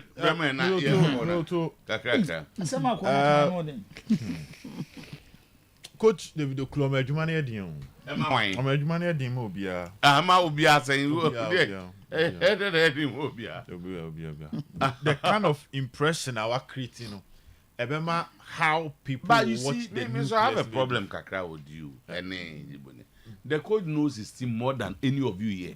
Therefore, we will believe his words. You have to. And you know, words. As a said you own him the orca. Coach on Yakwala. But Mr. Tu, Wame Jumana Eden. The Oyen say, Wame Juma Eden. No, dear, or Wame Juma Eden. No, I'm just no, dear. This is a coach, very experienced. Wakochi has, Wakochi Kotoko, Wakochi, Wahuni players or no need training. The head coach has been away. Or no can someone. Who are you to challenge him? Wame Jumana Eden. Entienne ye koshe. Who are we? Kotoko players, you know, and people will be demanding character from them. And they have. If they deliver excellent, they will. Anything outside that, Nyami Admo China, yebe voice and ya can't some kakracha. I don't know what your voice. Coach Naka say, why don't you believe in what he has said? Until I see yebe kwa koshe. Unya voice na yahu whether nsem no kan ye the good simpio so na measure fata so kan say we was all go simpie the go jina platform ketie so perhaps no go handsome the need the viewers on you hu the but they have character. Yes, but on the surface I think you agree with him. You look at the profile of these players, ebia what is sort of saying is they're not say as a unit board here do baby you have to know each other 4 no 5 no papa my training be 1 week be but in terms of character I think the coaches are liberty to say what he has seen. Well, to some extent you can make an exception. Yes, they have character. You can make an exception for Emmanuel entry sometimes based on the wire in the Ghana Premier League and Onimas entry is not new. Onimas scoring 6 goals, it shows a lot of things. But proper digest of this Kotoko team, any coach should not be speaking like this. Say a proper digest of this Kotoko team now, or can't bas no more crying now. Unless there's something special we don't see. But clearly, could team no man con crying and can't be same form because top pressure can see the team no. So for now, maybe point in here say this Kotko team is not in the best of shape for you to describe them with these adjectives. Ebia coach in the year, man. I'm saying I'm had more chana Mr. Tu. Your bobo new year, and you how best we can measure a statement. But as a mimi him say, I know a coach like Ogum. If Ogum was speaking. I'm telling you as a matter of fact, come manage expectation with these players. Yes, the Ogum that my engaging. No. And we after the season ended. But I mean, say, can match be say no, Coach Ogum will manage expectation. Can't use these words for the players. You Ogum, what's the Oguma? Ogum normally love to speak after results. It's also Ogum and the adjectives they describe players are. And when the results are matching some more better. Coach but maybe there's a secret weapon we are all not aware. Question on the foot. And my position the coach knows his players more than any of us.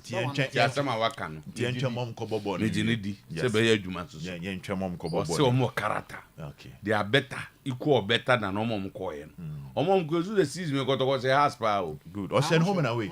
And that's Omoma buy a better character. Was it Nabe? And tell Mr. Tumes Oguma. Ogumbe said, He's been training with them. They are decent, but he will love everybody to judge them on the field. Meaning Ogum would have managed Ogum gas and go na Ukuru Janko. Until I'm so I'm a Jumana again. Yes, what them on the field. Yes, stand on Quebec. Or you tell us. Now, was I not a Claudio or the other channel? Once players to me a bad day. Then the play, one player goes on the field. Player and the expectation was which it misses of football. Then the player goes on the field, no bad day. Yabani Abakase. They mean make us what's the yeah. Ogum in most of his speakings or Kasa on your coach or top pressure my players so or judge players after they've performed. We no my players vim. Or no more move him. Say my can you? No, Mr. Otuo, Christopher Kui near maybe Frizo. No to Koto Comranti and a free guinea bano. Yendi baku komo kakra Joseph Abrano. Yeah, only no. Mean Baba is asking personally, but yes, I said the best centre back in the Guinean league. Let me read what the journalists are saying. Baba no ya the moment you know mun trying to contract him. No routine. He's not even showing respect to Kotoko. Omun trying to contract him. Omun trying to contract him. O better chiremu. Enye nchiremu Zoto. So guys because Otifia onye training. Bosu so na pianaka. How? Why I've been quiet about this near how radical as Antikoroko system after the season. The way they may support. No. Say Mama so much trying to contract. How radical terminate his contract. Anyhow silent on this issue. No, I will only want to believe say senior Kotko. I am senior radical. We no matter man is either they support or they are in an understanding with the player. As at now, they bet me a canon. Okay. Because yente so mama na letter. Because Mr. Otuo, in any institution like this, players started training for almost 3 weeks now by you see that you be crew and you be ma letter and you be suspended. Yente mu bia. You so clearly it points to a point that the protocol system understands the player. Best they say they do Sani now Mr. Otuo, Joseph Abra ne attributes are on the buy in here. The position 4 and 5. 4 and 5. Now or say he's a good passer of the ball or a right footed. But it means a ball. Yeah. So he's a good passer of the ball, and I'll say superb in dealing with one-on-one, and difficult to be beaten in the air, and very very strong too. And I'm gonna say his nickname is Soldier because of his physical appearance.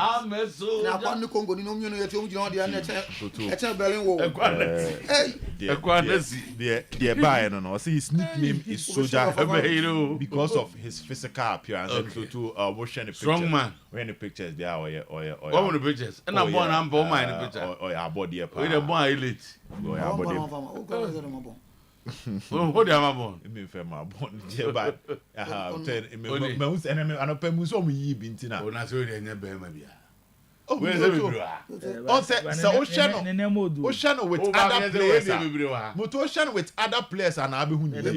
Guinea Horn.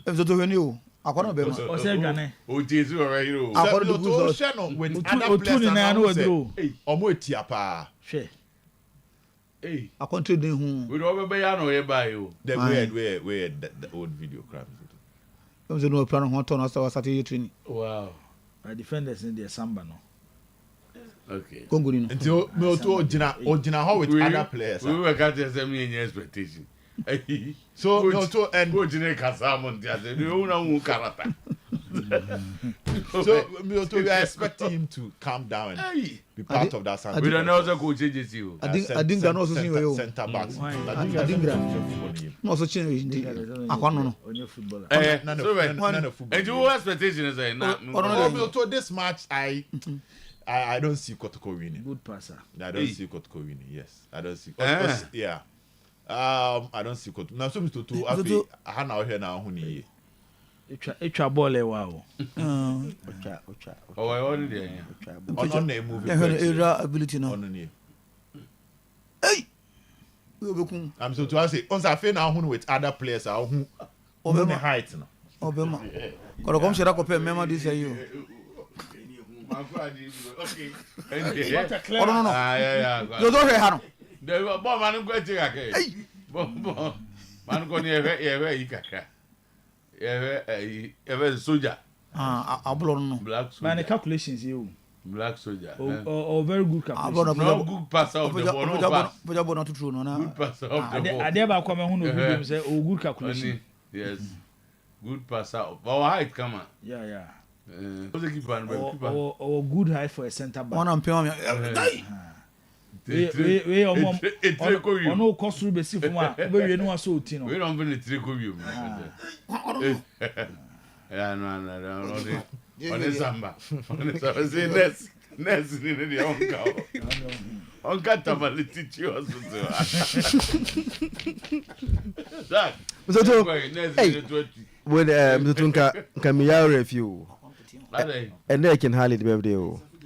Hey, sir. And they can hardly birthday. Can hardly birthday. Okay, happy birthday. CEO of Kings TVGH. Can I say a 10 and can't check? So I don't catch it. And that's what has happened to me, baby. And to Kinny. And they can hardly birthday. I need Papa dear. How in Papa. Now, also. Oh, Sam, me drew our Mecca. Okay. On Mecca. Kenali is a nice guy. Yeah. He's a nice guy. No, dear. What or help? Me sure so betty. You say Kin the program of India. Kin Betty. Kin Betty. Betty pa. I think that one, the reason why expectations cannot be high, and they say teams me anyway. I mean, I just want expected from them. Who say next corona season that is where all this samba ne a blowing one didn't be with it. But I also come on my fear or more my home. And yes, I'm about 2 weeks training me on from ball. And to my argument in I say, South twins me anyway, no. South 2 weeks cannot make them become Spain all of a sudden. And the Hunu last year, no. Medicals, no, we be fine. Oh, we be fine. The Hunu last season, so too. And one you go from them today. You understand? And the same kotokona. Now say Okona Nerugu. Akbo match obowie ya na tenka team. Tenka team ADD players attempt say manya dey say moye. And I asked him how be chema boy defender defender number 1 opponent mu. And 2 weeks cannot change these two teams all of time to be quality side altogether. That's my Kenya say if you are supporter of these two teams, Okona Okras and Bemuno. Me, I think say we sat here and criticize him how he speak. And you know because say, oh, when you see where be okay. No, you don't know what I used to be by. As a pressure. On the case then pressure then okay, on one. And naturally Okru is a good communicator. We don't quite transfer on doing come best asem no. Eti because look what abo we are. O say even those who left Doma Bene, if they are not equal, they are even better than the Mukoy. I think. Wait. So, it's I think we're ball like we and found one of the Mukoy and the Maba. Just we are preparing a team, hoping say Aba, hoping say Yamiadma against House of Folk no. Before Manama, oh baby. Now, so now, Oka somewhere ama. What the pressure be? After Obi Akoshe say, "Side din sa." Pa, antena. Obi who expect to be go jina baby. No, o kasem bia fam. No, I say no kra. So, no, I think say Oklu. If he wants to be a very good manager, you have to also learn how to speak. I say we don't come on you. Welcome. What they don't come. But I get to so say put pressure on the players. No, we do the new players for instance. At this stage, the young results on 1-0 and 2-0. Me interest in it. But there should be some level of improvement. Science, my supporters, no confidence. Football matches say it takes time. No, but what I'm trying to say is some have not even trained with the team for 1 week. The best me change say too. Situation na Kotoko wo mu sisi no. One, even the technical team we need a resource ebema supporters na any ahotoso. You can get it, but let it come as a surprise. Et 2 years sure say omo ba na no beka so players na ba no munya abotre mom na be take time supporters do say na befa. Oh, but depends on how you explain. So what now can say? When Obiba or Castle a 5-year deal, 5-year deal, the results were not good, but still people no want to say any new player. We will try to look at some of them in a match situation. Enti on say a coach in Kwan afa na ye kan ho asem. When season ba na we no, doctor interview with Kotoko Media. Osteti say one, they will not buy players from the lower division. They are buying players from the Premier League, which means the target of the club is not to do try your luck again. But early stage. Next season, next season. When next season? Next season. Where off season? Back to prison. Some could be 1 month. That mandatory rest. And they are you. And they are 17 too. And they are Safu Jemfi birthday. And they are Safu Jemfi birthday. And they are 17th. League is once ever started first. Black president. And I'm going to go 1 month. No, I'm going to go 1 month, but at least some 2-3 weeks be there. I'm going to go 1 week. 1 week, bro. Oh, until you don't put pressure on them like. No, and I make us say, Mr. Two. Baby, I don't be deliver. Baby, I ejina se no. Baby, ejina se no. Baby, ejina se no. Yemfa no kure nka asem. Meme de ne bo no mokobo menye interested in Kotoko Besha 1 and has Besha 1 and has ne Besha and Kotoko Besha. But the person me chen say at least there should be some level of improvement. E say omuye bibia e be ma hotoso. E be ma need so for the future. What's no can I say coach here? What is the chen say? Because enyoma na sisi wa Asante Kotoko mu no. So too. Kotoko ne has game e wo no an story o say say. That's true. E wo no an story churo. Say ne Kotoko players we omobo game ne na fa say king Kotoko na for omo. So I'm in fully support of Jibo's call. No, this contract should have been revoked long ago. Kotoko has enough legal reasons to do so. Who should don't call. So all them know. Mizo to them better me chen say. And the game near Kobono. Based on players in the question, they go here man or Lentria. At least individual no kwa jina ho na esi emu bibi. Si e ko he samba, esi emu bibi. Me se na ha sha Kotoko. Na individual Kotoko perform players ne performance osura. I will not come back tomorrow to condemn Kotoko team no. Okay. Say ha sha wo. It's what I'm trying to say ni say there should be some level of performance bia. Ebema supporters na need that so for china. And only idea me and there's something obi antimi guys at the end of the but say need that one be buying result too. Oh, say results never individual about come and here. So results never in so many forms. I'm not with my okay, we results never in so many forms. Glimpses. Or they just imagine say and they be kwa boy na be antwin. Na boy waje park su baby afa. Ya but who say ade we dey nya abotre ma na. Obey ni. And that's so but ye wie no ayi ma born again fato so ma we dey. Ye born again one yan ntem e say am no. Aha mo tim pam no mo nya do mo ye. You go sorry call that. Aha, we have me na adwoadu fie. Mina. And I would that. Okay. Mammy fair for you. No, immigration sunyane. Mammy fair for you. So I mean a happy birthday. One say I mention no man. So happy birthday. No, no, Christabel's birthday. And open a moon Facebook. Aye. And you